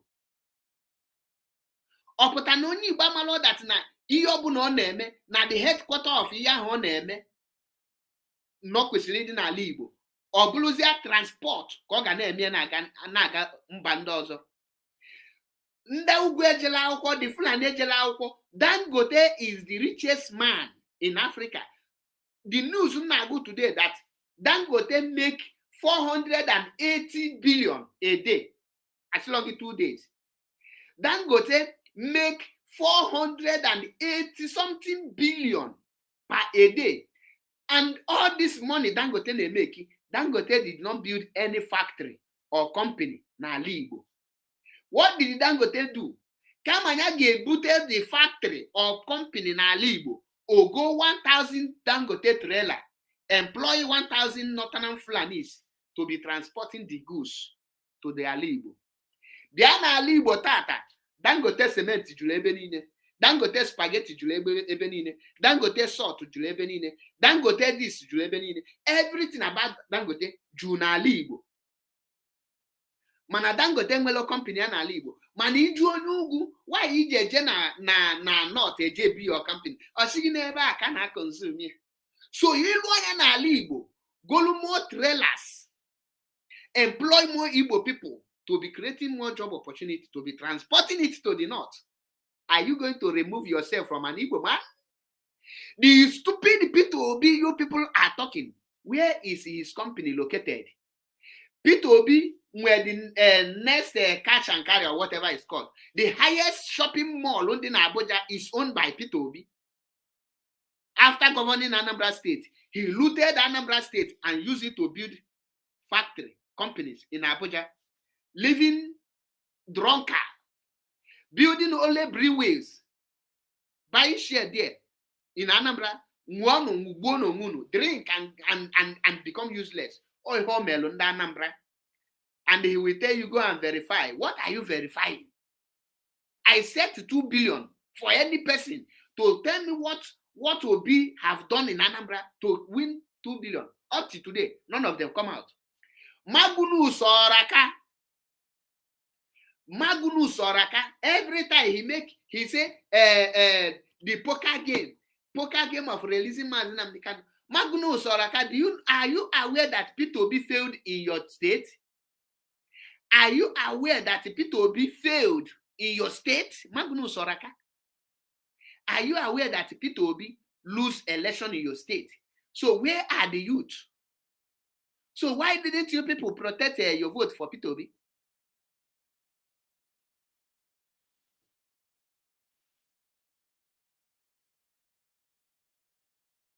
Na-ekwu okwu dị ndụ dịsi ifeọma ọfọ dị ile nwụla nwa pụta na-ede ihe hie icheki ya na o jerokwa akwụkwọ o nwekwa ike ọ bụ na drop out from primary school or secondary school drop out ọ na o butere ime mkpuke ọ kwụsị pụta hie na-ede ihe echi niile na-aha kpọ Mazi, I need help, I want to leave this country. Enweghị any person ga-achọ visa nọ na Nigeria ka ọ chọọ visa ka ọ nweta. You must live in that in Nigeria.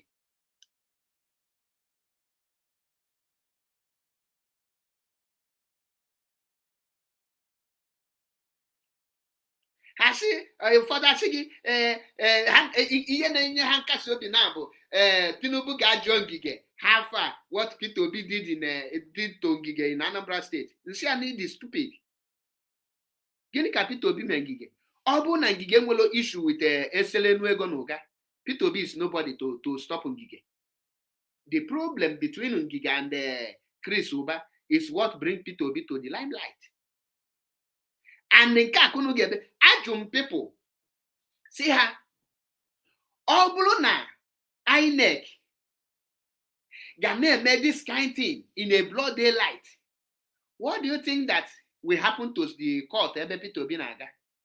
Ọkwa the judge pụta dị o just weta oye dem ọ ga-agba nkịtụ ogebe the whole lawyers P2OB hayata ha kọgide bullshit ju ha ọnụ wepụta the whole proofs.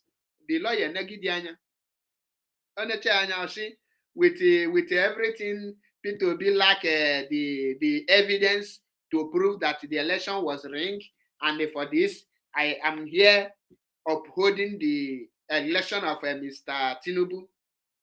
Chikina onwere ihe ọzọ ị ga-eme. Then P2OB weluzie handkerchief fichaa a crocodile tears osizie gị obedient wait till 2027. Ọhịa unu gị onwere ihe ọzọ.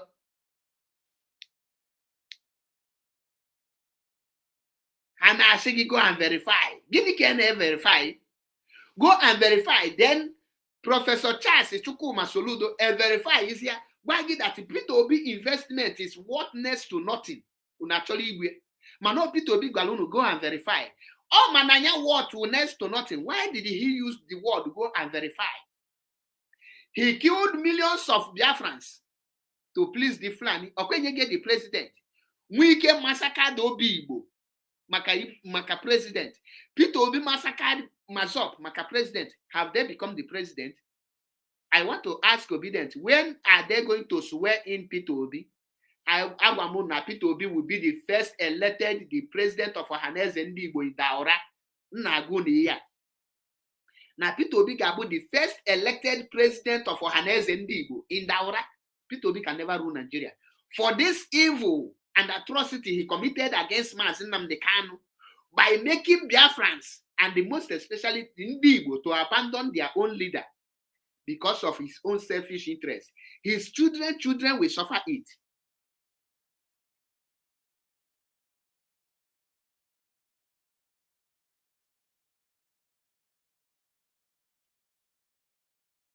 Care the fate of Ndi Igbo now. What is the fate of an Igbo man in that contraption called Nigeria? How many reverend fathers Potagoloshigi will not go agree? Before today, every internet, everywhere, once a people be local shigi, hey, come and see. Brother Mike was singing, if you hear what this man talk about P2B, Kenneth Okonkwo don't finish Atiku Abubakar and the film. How can that make the person to win election?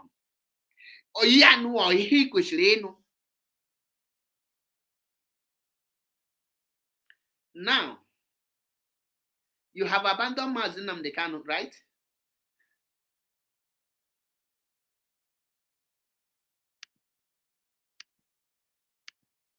Now that you abandon Mazi Nnamdi Kanu, you have exercised your right.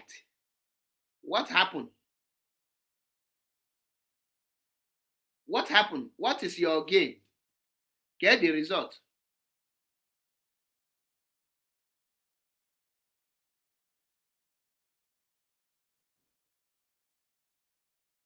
Get the result. What is your plan B? Have you people started calling for Mazi Nnamdi Kanu release? If you want me to leave the idiotic Obi alone, all the obedience should be calling for Mazi Nnamdi Kanu's release now. It is the time of every obedient movement to use that the same energy, that the same mouth you people use to deceive all the youth. Use it to campaign for Mazi Nnamdi Kanu release, and I will free P2B. P2B should call for Mazi Nnamdi Kanu release. This is the time. Use the energy. The time. Go and vote. Exercise your right. Haven't you exercised your right? You have seen it. Okay, forget. Now go and call for Mazi Nnamdi Kanu release. Ndị Igbo, ife bidobele ime unu. Ọkunu chọrọ Igbo presidency.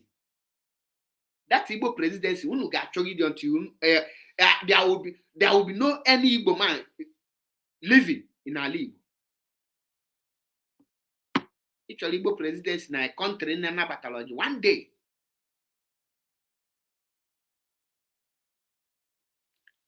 Enwere ife na-eji n'aka wee na-achọ ihe. Ndị oyibo sụrụ oyibo sị gị, use what you have to get what you want. The question now is, what did Ndị Igbo have that they can use to get what they want? What can an Igbo man use to get Igbo presidency?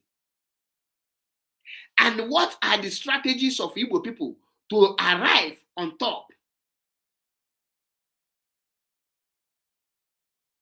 What are the things that an Igbo man can use to withstand and confront a Fulani man one-on-one? What can an Igbo man use to subdue a Yoruba people? The moment the Igbo people start thinking like this, what can we use to confront these people? At that point, the Igbos will start reasoning like human beings.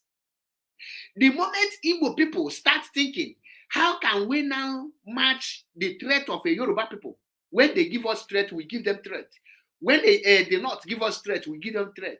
The moment the Igbo people start thinking like this, you will see that Igbo man will get what he wants.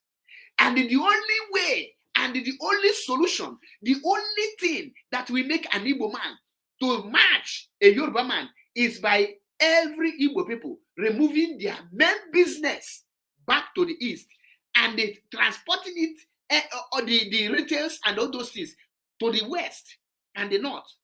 The same way the Yorubas are doing, every Yoruba man company is in Yoruba. They only transport their products to the east. Every northern man company is in the north. They only transport their product to the west and the east.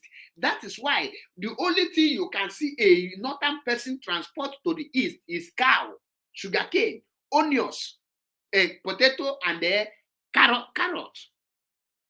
Then beans and Dangote will transport spaghetti, cement. All the places they are manufacturing it are in the north. They use what we call transportation to distribute it. Now, The same thing applicable to the Yorubas.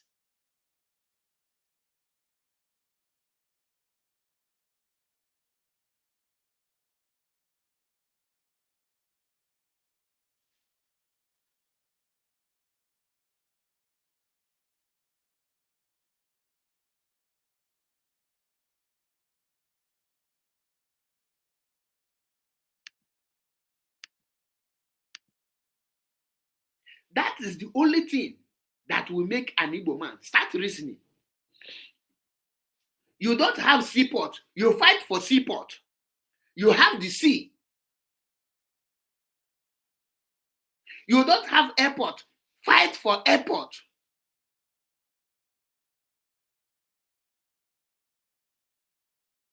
Fight for all those things that make you to take your goods to the other side.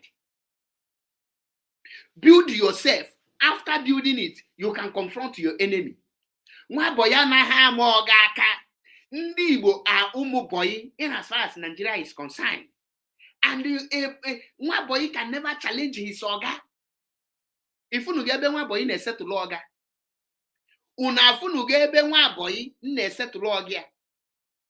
How can an Igbo man who is a slave before a Fulani man, who is a slave before a Yoruba man, be dragging Lagos?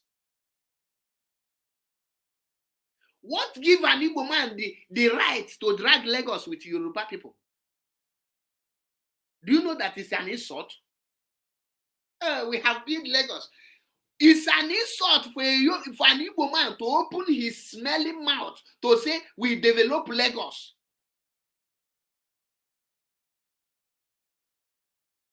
How can you come out and say you develop Lagos? Your village is a forest and you say you develop another man's land. And the shame allow you to say it. See, you develop Lagos. Why your place is a bush?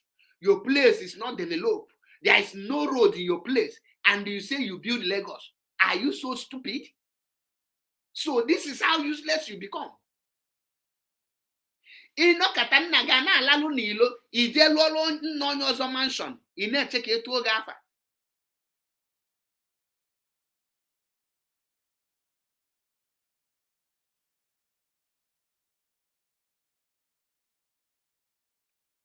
Your father is sleeping under the gutter or outside, and you are building mansion for another person's father, and you have the right to, you are shameless to come out to say it. That today, tell me one reason why Fulani will not turn Igbo land as a Eban as Efi.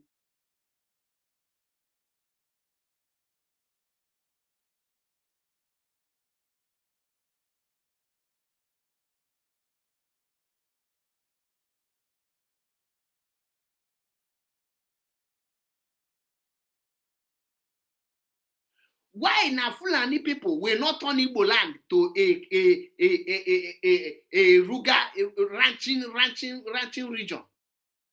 Because your villages, your town, all your places are bush, and you are building 100-story building in Lagos, building factories. That's your village in bush. Do you build your factory there, and it will not attract terrorism and attract people to your village? Do you build hotel? Hotel is the highest factory they build in Alibo. When you say it, you will say, "Oh, Mazi, don't say it." When I told you people that Peter Obi is evil and he can never rule Nigeria, I was waiting for them to swear for him. On a back one keta, thunder bali media.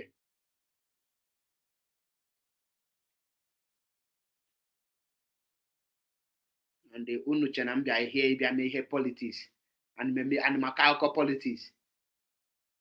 A little me can wait to 2027. They will come out with a new strategies. They have already upgraded the beavers. Now, as you just the vote, your vote will be ringing in INEC headquarters. They will not, it's no longer transmitting. They will tell you as you just vote, INEC headquarters will see it. That will be what they will tell them. And you will believe such lie.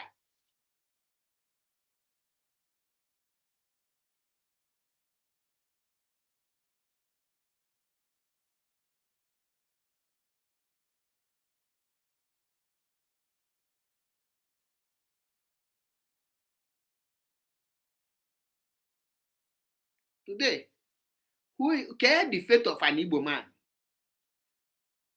Yoruba, the president. A Fulani man, the vice president.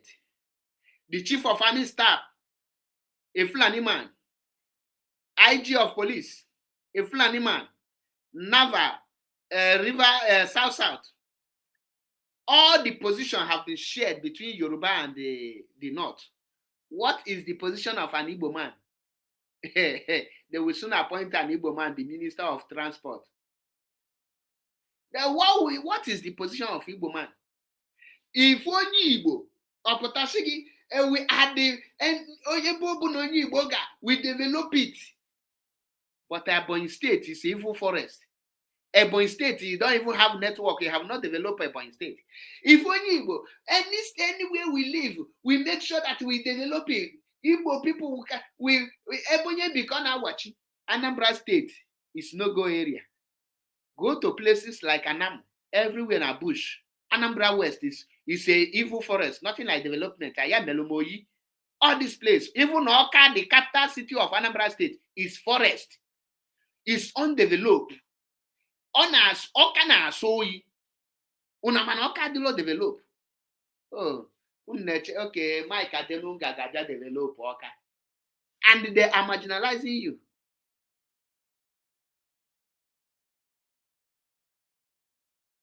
They are marginalizing you. They marginalize you, okay?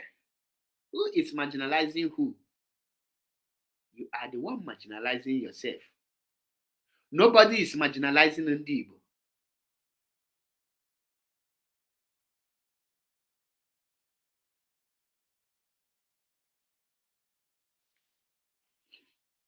The more you love P2B, the higher your punishment become.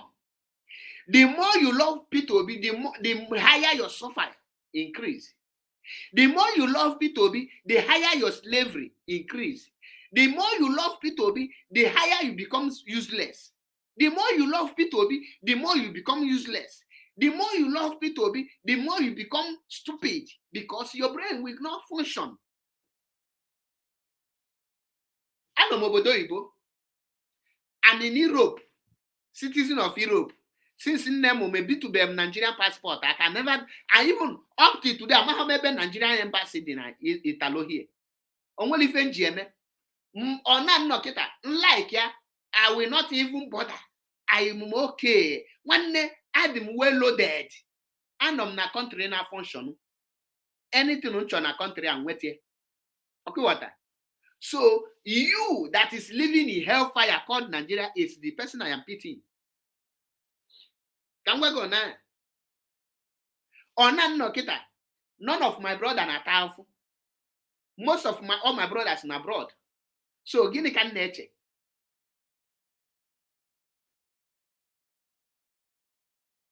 I only pity you. On a genolokita or none no boda kita. Obu no when one nwoke mfu na otabaga ogoti oboda no ntinye n'ife na-eme olibelo onwe nri government take care of him. So ka ebe no egbalu mu na gi ma chukene gi. Ka ebe mu na gi ji oji we gba mu na gi. Onwere ebe no gbalu mu na gi. You are the one suffering. I am not suffering. And none of my family members will suffer. So you that is there shouting, obi foul, obedient, obedient, you are the one suffering. Okwa P Square analigo, ono US.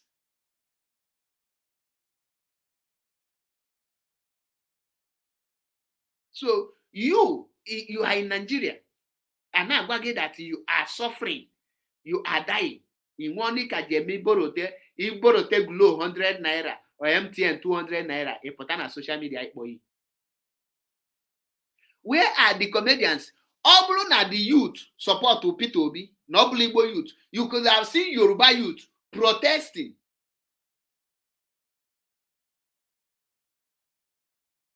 You could have seen Yoruba youth protesting. But have you seen any Yoruba youth protesting? Rather, they are willing to destroy Igbo properties.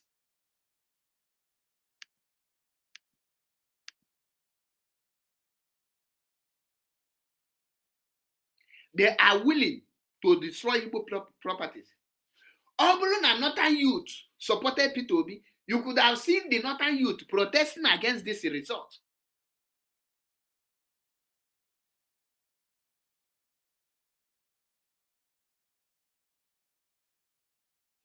Na onye nọ n'ọchịchịrị wee see picture, even inweta ezigbo kamera wee see picture adịghị ya mma n'ahụ, wee na-achị yi ka you don't look like who is suffering, who is enjoying life. And ọnọrọkwa n'ebe ọkụ dị wee see picture.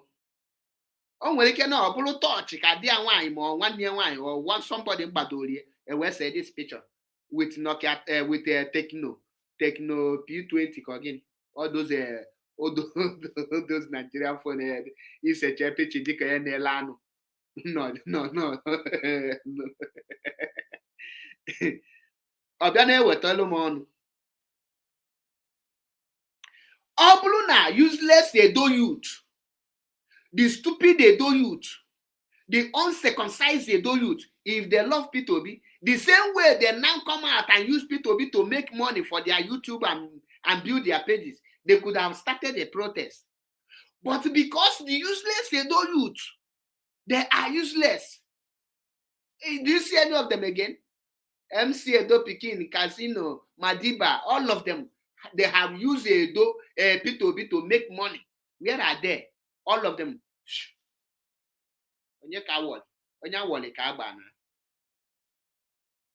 Today, whose properties are they threatening? Ndị Igbo. Peter Obi is the cause of the reason, the cause eji threatening ndị Igbo n'ebe niile today, because ndị Igbo is on the verge of having their freedom before Peter Obi was contacted.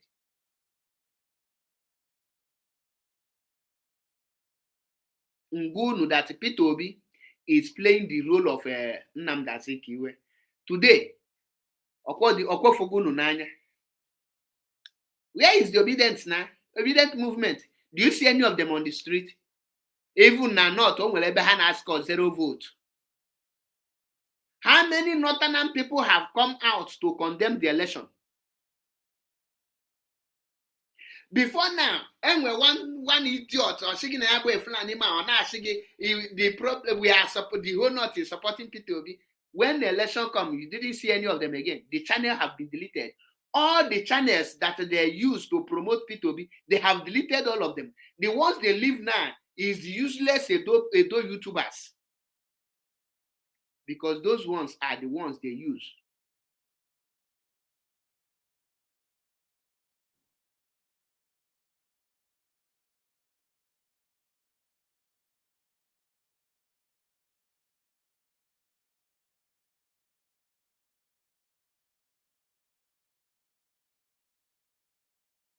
How many of them are making waves?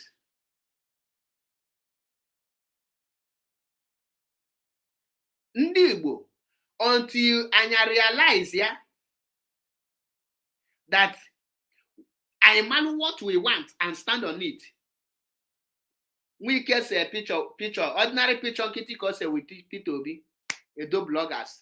Hey, we can have endorsed Peter Obi. Do you know that Peter Obi failed lose election in Rivers State? Peter Obi lose election in Akwa Ibom State, Abi Calabar. Ebe gosiri na Akpabi Osi, gịnị ka na that state? Oh, River, Amamo River ka na-abịa.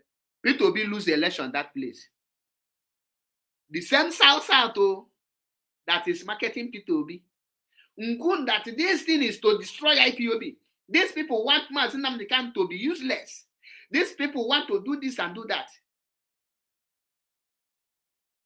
Skibo comedy, Akwa Ibom, thank you. Skibo comedy na-ekwutezi okwu Mazi Nnamdi Kanu. Ihe ha na-eche na bụ any day Mazi mere appear to court, he will video Mazi Nnamdi Kanu kpala ego. They use Mazi Nnamdi Kanu for money making. That is it. That is why ndị ebe ọ nakọta na adị m mwute na IPOB kwesịrị send all these people a very serious warning. Any of them ji Mazi Nnamdi Kanu wee kpala ego. Ọ bụ na amara ihe ga-eme onye ahụ, she send onye ahụ to obodo ijiji.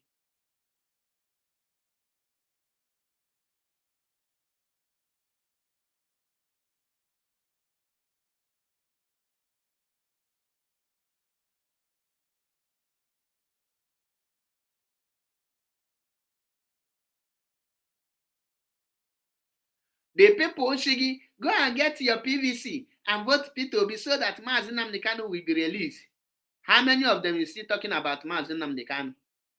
How many of them have you seen call for Mazi Nnamdi Kanu release? How many of them use Gold platform to call for Mazi Nnamdi Kanu release? They can never, because they hate Mazi Nnamdi Kanu. Ndị akpọ Mazi Nnamdi Kanu asị. Maka na ndị Igbo amachala ife, ha malụ mgbe eyuzu ha na mgbe adọmpụ ha. Emekịta ifo pastor sị, oh, don't worry, we will do this. Election have come and gone. Afọ m ebe Suleiman Nama kan kapịa. Neti kan kapịa. We don't have democracy. What we have is a agborocracy. So imablo na mgbe Mazi na-agwa gị, what did you say? He said Mazi Nnamdi Kanu will be disgraced internationally.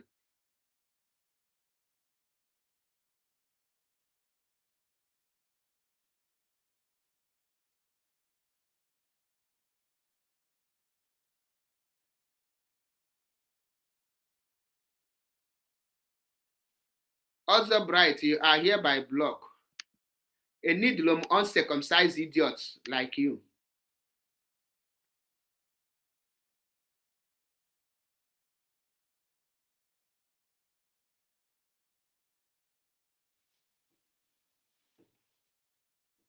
Care the fate of an Igbo man today. Can any Igbo man again brag about Lagos? Okunu ya kaya bịa zọ Lagos. Bịa n'ụzọlụ Lagos ka ifu ka unu ga-eji wee zọ Lagos. Onye hapụla na nna ga na-aza anọ onye ọzọ. So Lagos is an Igbo land na. Gwa m one state nọ n'ala Igbo ya na Lagos nwe bandịrị. Onye Igbo ihele kwere onye Igbo oshi ala Igbo pụọ ga na-azọ Lagos na-edevelop Lagos. Idevelop che ndị Yoruba, ịka ndị Yoruba wee mara ife. Ndị ugwu ejela akwụkwọ, ndị ofe mana mara ife, ọngụ ama ife, na-alụ kọmpani gị n'obodo onye ọzọ. Dosezie hapụ your own for dustbin.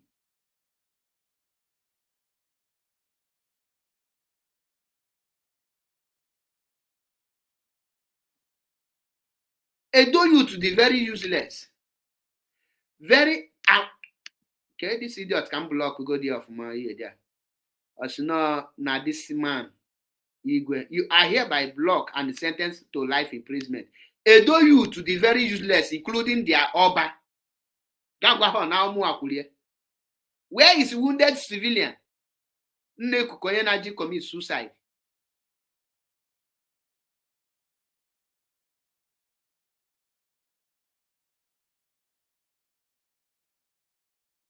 And then now, once Peter Obi make his statement now, if the whole Edo bloggers are mapped again, will you ego or what you also just use it to make money, and they think they support you. They don't support you. They hate you. They hate you woto badly with passion. That's why I'm funding a GM investment in Edo State. And I did not invest in Yoruba land. I invest in Edo State. You one onye lele enwe gote nkịta, onye le nkịta gote enwe ihe ntuku ka nọ na bịa.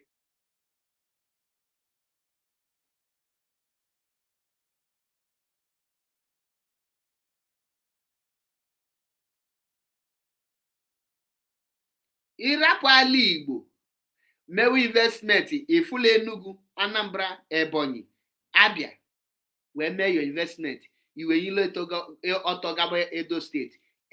Onye na-eme investment na-edo n'ọnọdụ ka ya na onye nọ mee investment na North bụ ofu ụgbọ ọpa ha na-abụ. The same problem, the same cause.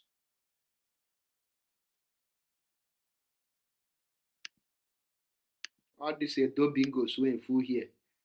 Where is Nusares? He is now preaching to you people that obedient movement is not for Labour Party. It's not for. It's only for Peter Obi. Which is not for Labour Party. But when he say, when they shout LOP 75, LOP 76, Obi 77, I ask you, INEC 70, INEC akunyonu nanya. How many Edo people protest for Peter Obi? How many Edo people protest for Peter Obi? How many Yoruba people protest for Peter Obi? How many local government Labour Party win there? How many senator do Labour Party have in Edo State? Who do they vote? The same Edo youth, who do they vote in Edo? At least Labour Party win at their state to show, say, yes, these people support Labour Party. Governor of Abia State, the governor-elect is from Labour Party. Dr. Alex Oti, another idiot. Labour Party. With even many senators. The same thing to Enugu. And when people win it. Man, Edo State, why they will one single party, a Labour Party win in any position in Edo State? That is to tell you how the youth of Edo stand.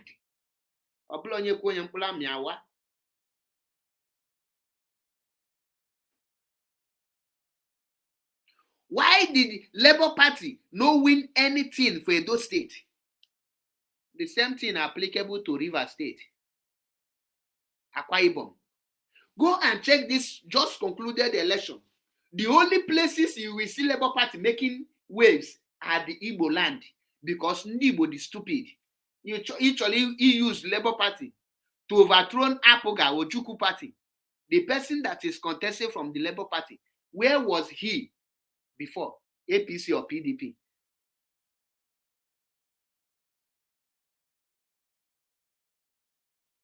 Thank you, Karago. Labour Party won the entire Abia State, including the senator. But Labour Party cannot win, not even House of Assembly in Edo State. And you tell me they follow you, they know you, they love you. They only come to use you to make money. Just say, well, look, your own don't finish. Go and check the whole Nigeria. How many places the Labour Party win? When I told you people that the only people supporting Labour Party are the stupid and the foolish Igbo, all of you are abusing me. Today, the result is out. Mention the governor of a Labour Party in the north, Onwedi, senator, nothing. It is a clear evidence that they did not vote for Peter Obi.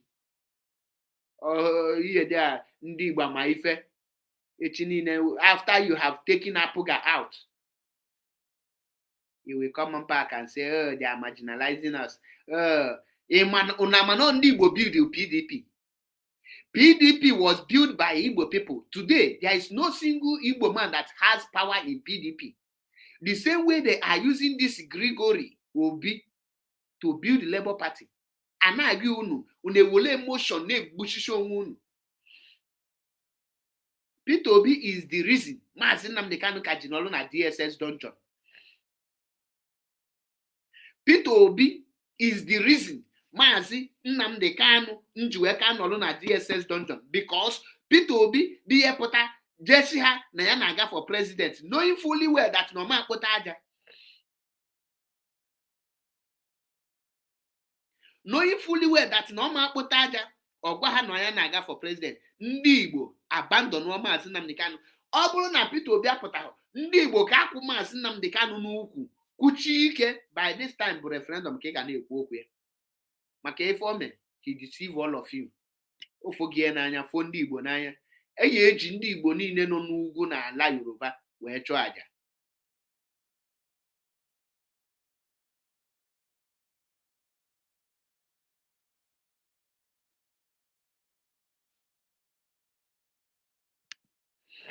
You see why I say that every idiotic obedient movement is a fool. This Wilson Kevin King. If you send me any video of DOS coming on Radio Biafra, I tell you to vote Peter Obi, I will give you 2 million naira. 2 million naira. If you send me any video of DOS telling you go and vote Peter Obi, I will give you 2 million naira. Man, send any video like that.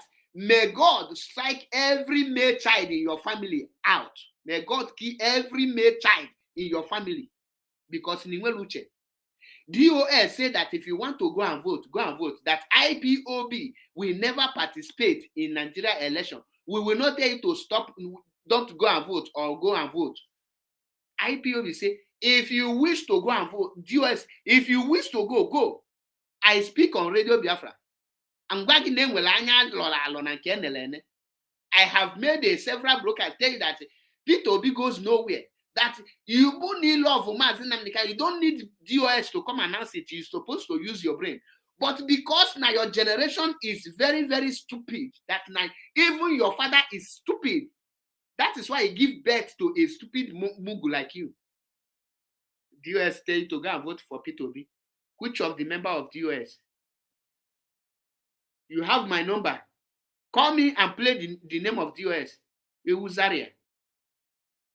This is how they go about and be spreading lies.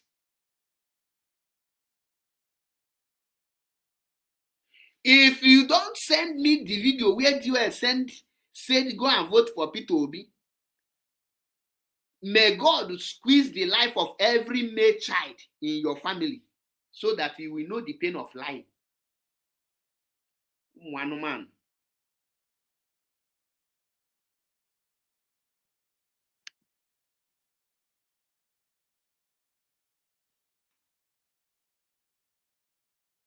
Thank you, Wanda. This is how they go about be lying against innocent people.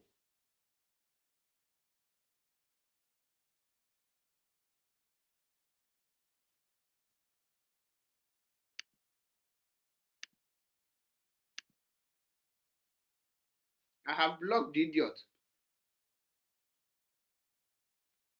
The idiot don't deserve to be here. Mazi Chinasa Nworu made a broadcast.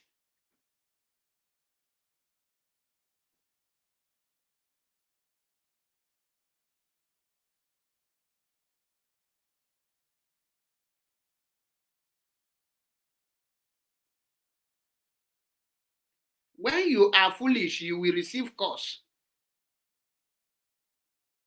So you want me to be clapping to an imbecile, Abby? Or you want me to be clapping at your stupidity? Or you want me to be clapping at your ignorance? Oh, I should be praising your stupidity on social media. If you come here and you cannot listen, you comment rubbish, you will receive insult. Adelom here pampa umu anu ohia. Adelom here pampa umu anu ohia.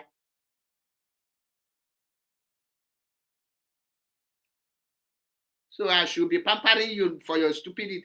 That's your stupidity that made you to believe that your PVC is your power. Where is all this your stupidity that make you think that your votes count? After mazi Nnamdi Kanu have told you everything about Nigeria. But yet, all of you were shouting obedient, obedient.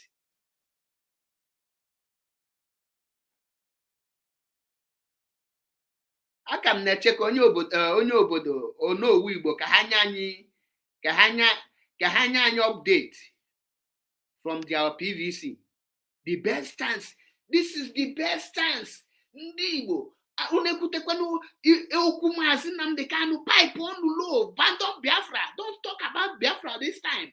Let us, now that the North, the Yorubas, the South, and the useless those have supported the Peter Obi, let us not talk about Biafra. Let us support them. Sure, IPOB did not intervene. Alpha, Ndị Igbo, how market? Ole keme last. Don't worry. Unu chena Yoruba is stupid. Yoruba ma buy any shop or any market oku na. After 3-4 months, Mbuchunu ga apụ there. Mgbe aka ga agba unu ọkụ. Mgbe ahụ na malụ how to relocate. Enwe ebe na fu news. Ụfọdụ asị that we are going to relocate our spare parts. So na social media ka ị ga no relocate here. If you want to relocate it, do you need to announce it? You and who make the program?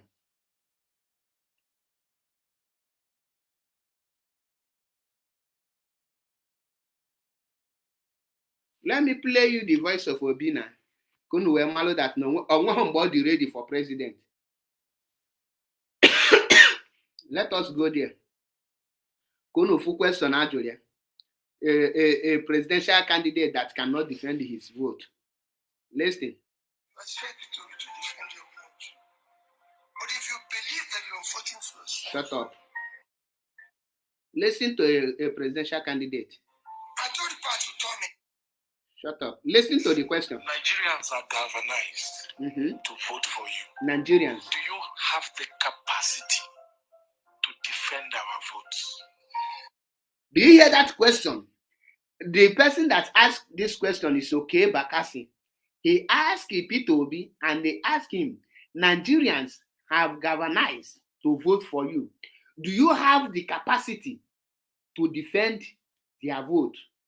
As somebody, at least, if Peter Obi cannot have the capacity to defend the vote, how can he have the capacity to defend them? And listen to what they think is. Can I defend your vote? Yes. Let me tell you why I asked that question. People still see that I'm voting for Peter Obi. No. You're voting for yourself. You are voting for yourself, and everybody clap for him. Now, those of you who voted for yourself in the name of obedience, go and defend your vote.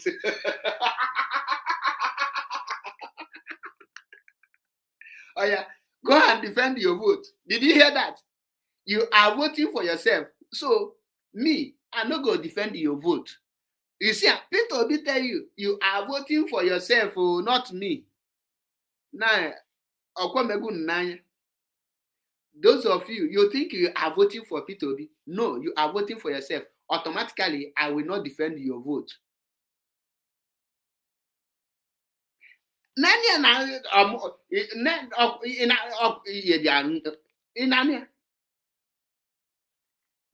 You will go and vote, defend your vote. You are not voting for me.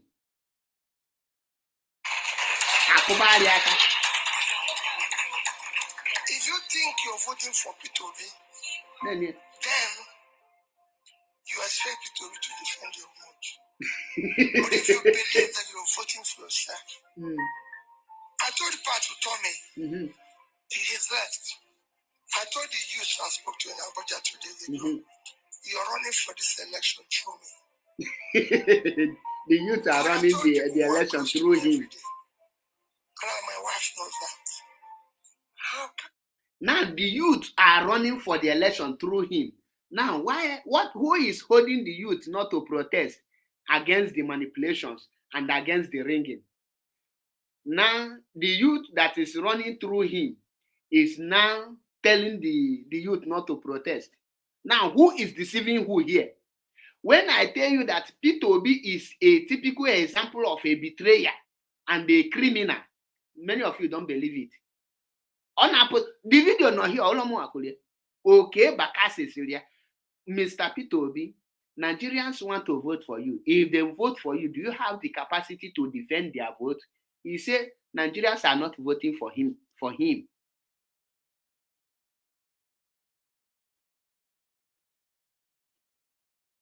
Nigeria, the youth are not voting for him. You are voting yourself. Now go and defend your vote. Even when you are defending the vote and they kill you, you die for yourself. Don't involve me.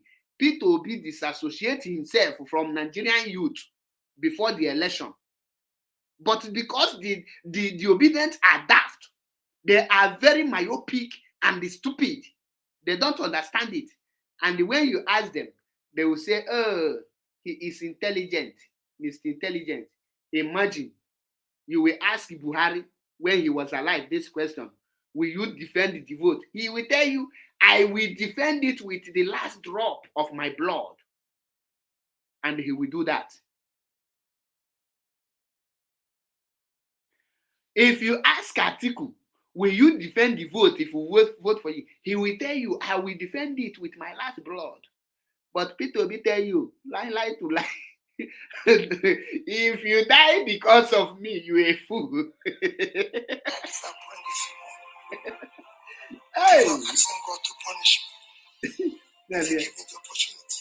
I would rather die walking through the smoke than fail them. Because they have a lot of hope. They're not saying that I should achieve everything overnight. They want to see 100% effort. They don't want jokes again. Nigeria doesn't have room to waste anybody's time again. Nigerians are galvanized to vote for you. have the capacity to defend our votes. And my brother asked me, can I defend your vote? Let me tell you why he asked that question. People still see that I'm voting for P2B. No. You're voting for yourself. Bagam. Then the zombies started clapping. The zombies, obedient zombies, because you are not voting for P2B, you are voting yourself. So the day they will swear P2B in, they will swear all of now in. I beg, remind me, who are the structures of P2B?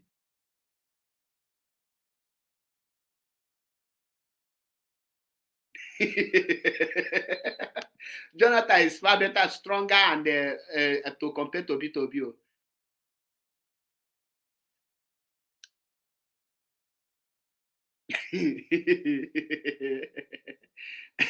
If you ask them now, they will say the man is smart. If you ask him who is the structure of a Labour Party, he will tell you that it's the poor masses, poor Nigerians. Now that the structure of APC have wringed him out, let his own structure do something now. His structure is nowhere to be found. His structure is nowhere to be found.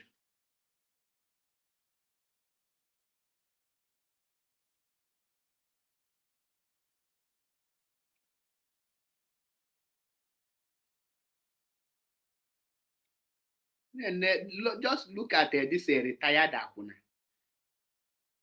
All this ndị a na-aza Mary nọ na Baịbụl butere ime mkpuke, why na onye nke ama bute ime mkpuke nke ihe niile akpọ Mary, ha ncha niile dị eligible to ịkpata ime mkpuke.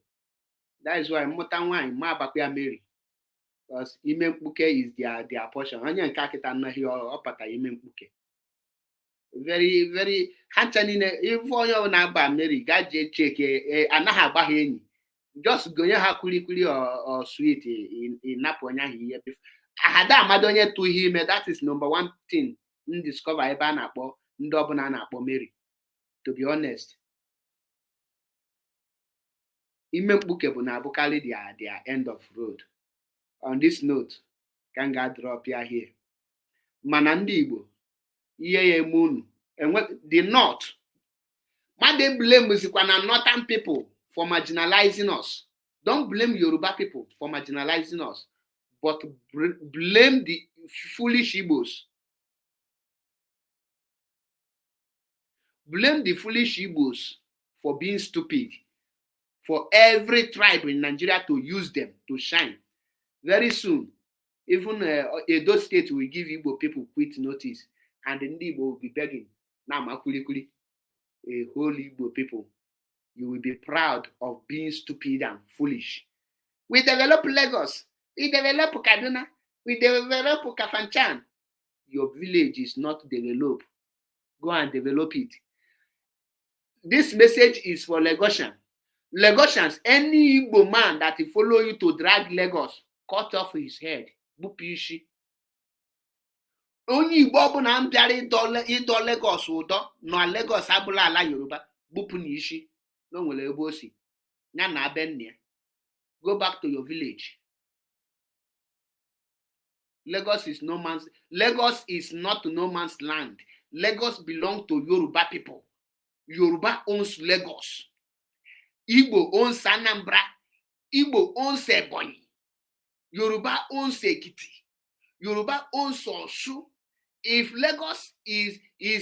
Yoruba abandon Lagos the same way you people abandon Ebonyi, nobody will be in Lagos. So go and build your own Lagos in your own village. Go and build your own Lekki in Ebonyi.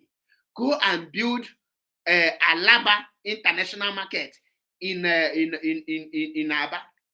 Go and build your own place. Stop claiming another man's land. Ndizuzu.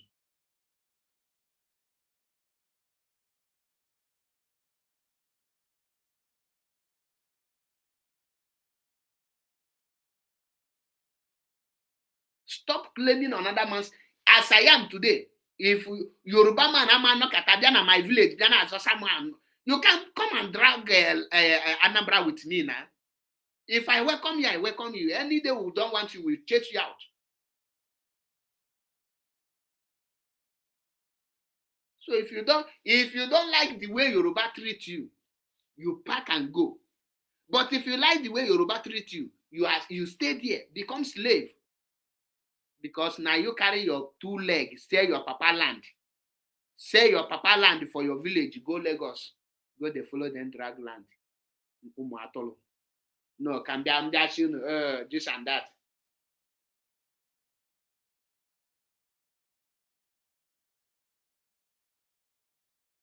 No, let me come and join you and be foolish and be clapping, say, we build Lagos. You and who build Lagos? Yoruba build Lagos. Igbo contribute nothing in Lagos. Rather, they contributed their stupidity.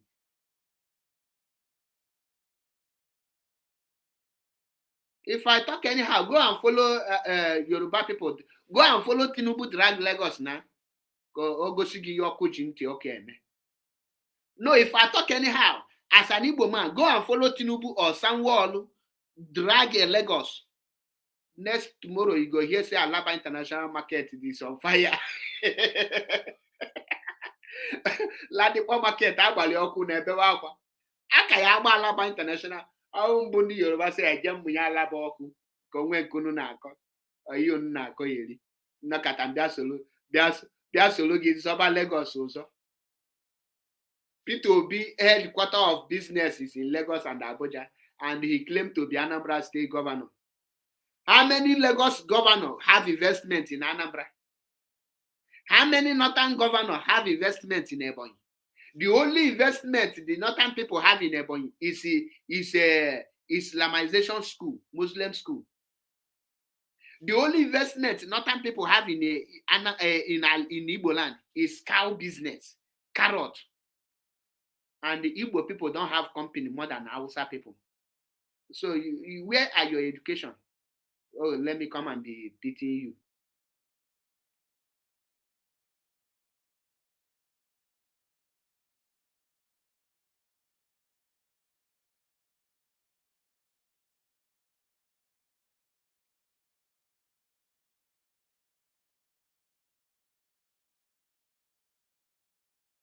If I talk anyhow, like I said, if I talk anyhow, go and follow Tinubu drag Lagos now.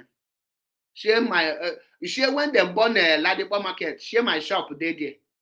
If it's an Nnamdi Suzuka, you knock at a rapper Igbo, you get investment in Lagos. One Idin Suzu Ghana Lagos, you go there in Nalo there. That is me for you. Here. You abandon your place. Go follow another person now, so I land you also. Only she gonna key develop. We go swap, develop. The swap none of your village develop again. Even the normal land in none of your village develop again. In a zuzu. Then we are one Nigeria.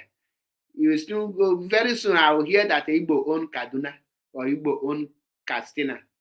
Anakoyeri. Then Igbo Gide, Biachoka mother batalo go say Yamaka.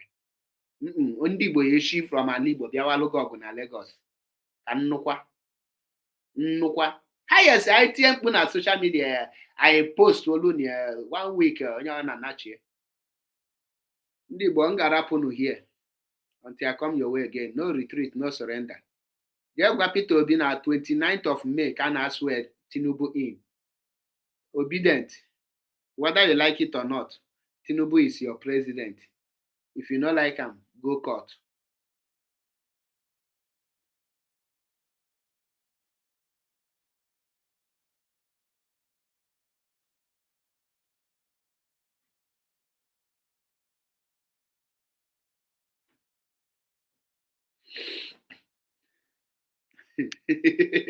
Edo is your brother. Until what happened in Edo happened to your family, you will know that Edo is not your brother. Go and ask people that live in Edo State. Edo is not my brother. Those of you deceiving yourself, you don't know your brother. Edo is my neighboring country. There is difference between neighbor and brother.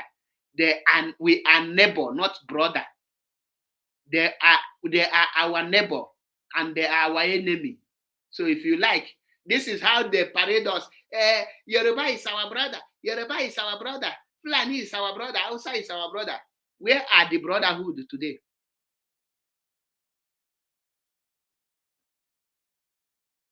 Where is the brotherhood? The brother bukwa gị there. Nwanne, Edo is not my brother, and they can never be. They are my neighbor, and they are semi-enemy to me. Yoruba is not my brother. Anyone seeing a Yoruba man as his brother is a foolish person. Fulani is not my brother. Nwanne, habula my brother. All this pretending. I for awa isi no nwanne anyị, ifu okeke isi no nwanne anyị, ifu okoye obulu nwanne gị, ifu mbala obulu nwanne gị, ifu mkapi obulu nwanne gị. All these things must stop. Put boundary. Nye mark. Nwanne, enwere ihe dị iche between friend and brother. Enwere ihe dị iche between neighbor and brother. Nwanne, until we start realizing who we are, appreciate ourselves first, then let all others claim us as a brother. Obulu mgbe niile anyị na-claim nkịta as our brother. Gịnị dị n'Edo steeti? Which kind of your brother? Brother bukwe gị dị ọsọ. Na unu kwụsị izuzu. Ọ brother ka nwe ike ji wee mee ihe Peter Obi ihe niile o mere. Bịada.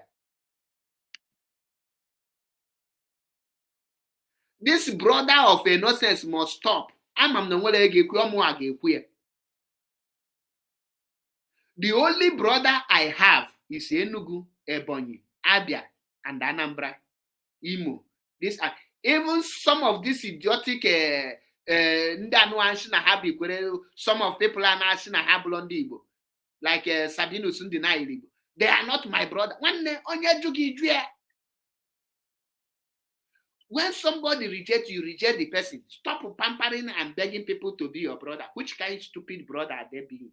Which kind of useless brother ma June? Can the useless brother in a church safe? How many can the population of Gambia, Ghana safe? How many can their population? I know Kotoko. All this is brother, but Andi Bojatafu. Because if you put everybody as a brother, you cannot know your enemy. You don't know who loves you and who hates you. Stand on your own. Let others now see you as a brother and they call you brother before you call them brother. Stop pampering every idiot. Look at very soon now start pampering stupid Edo people. Stupid, useless Edo people. And they are this useless over. Very, very irritating people. Why are the cause of Oba of Benin? Is because of those Edo youth that used to cause mazi Nnamdi, and that's why they cause them. So and nothing they will do. Time of pampering have come and gone.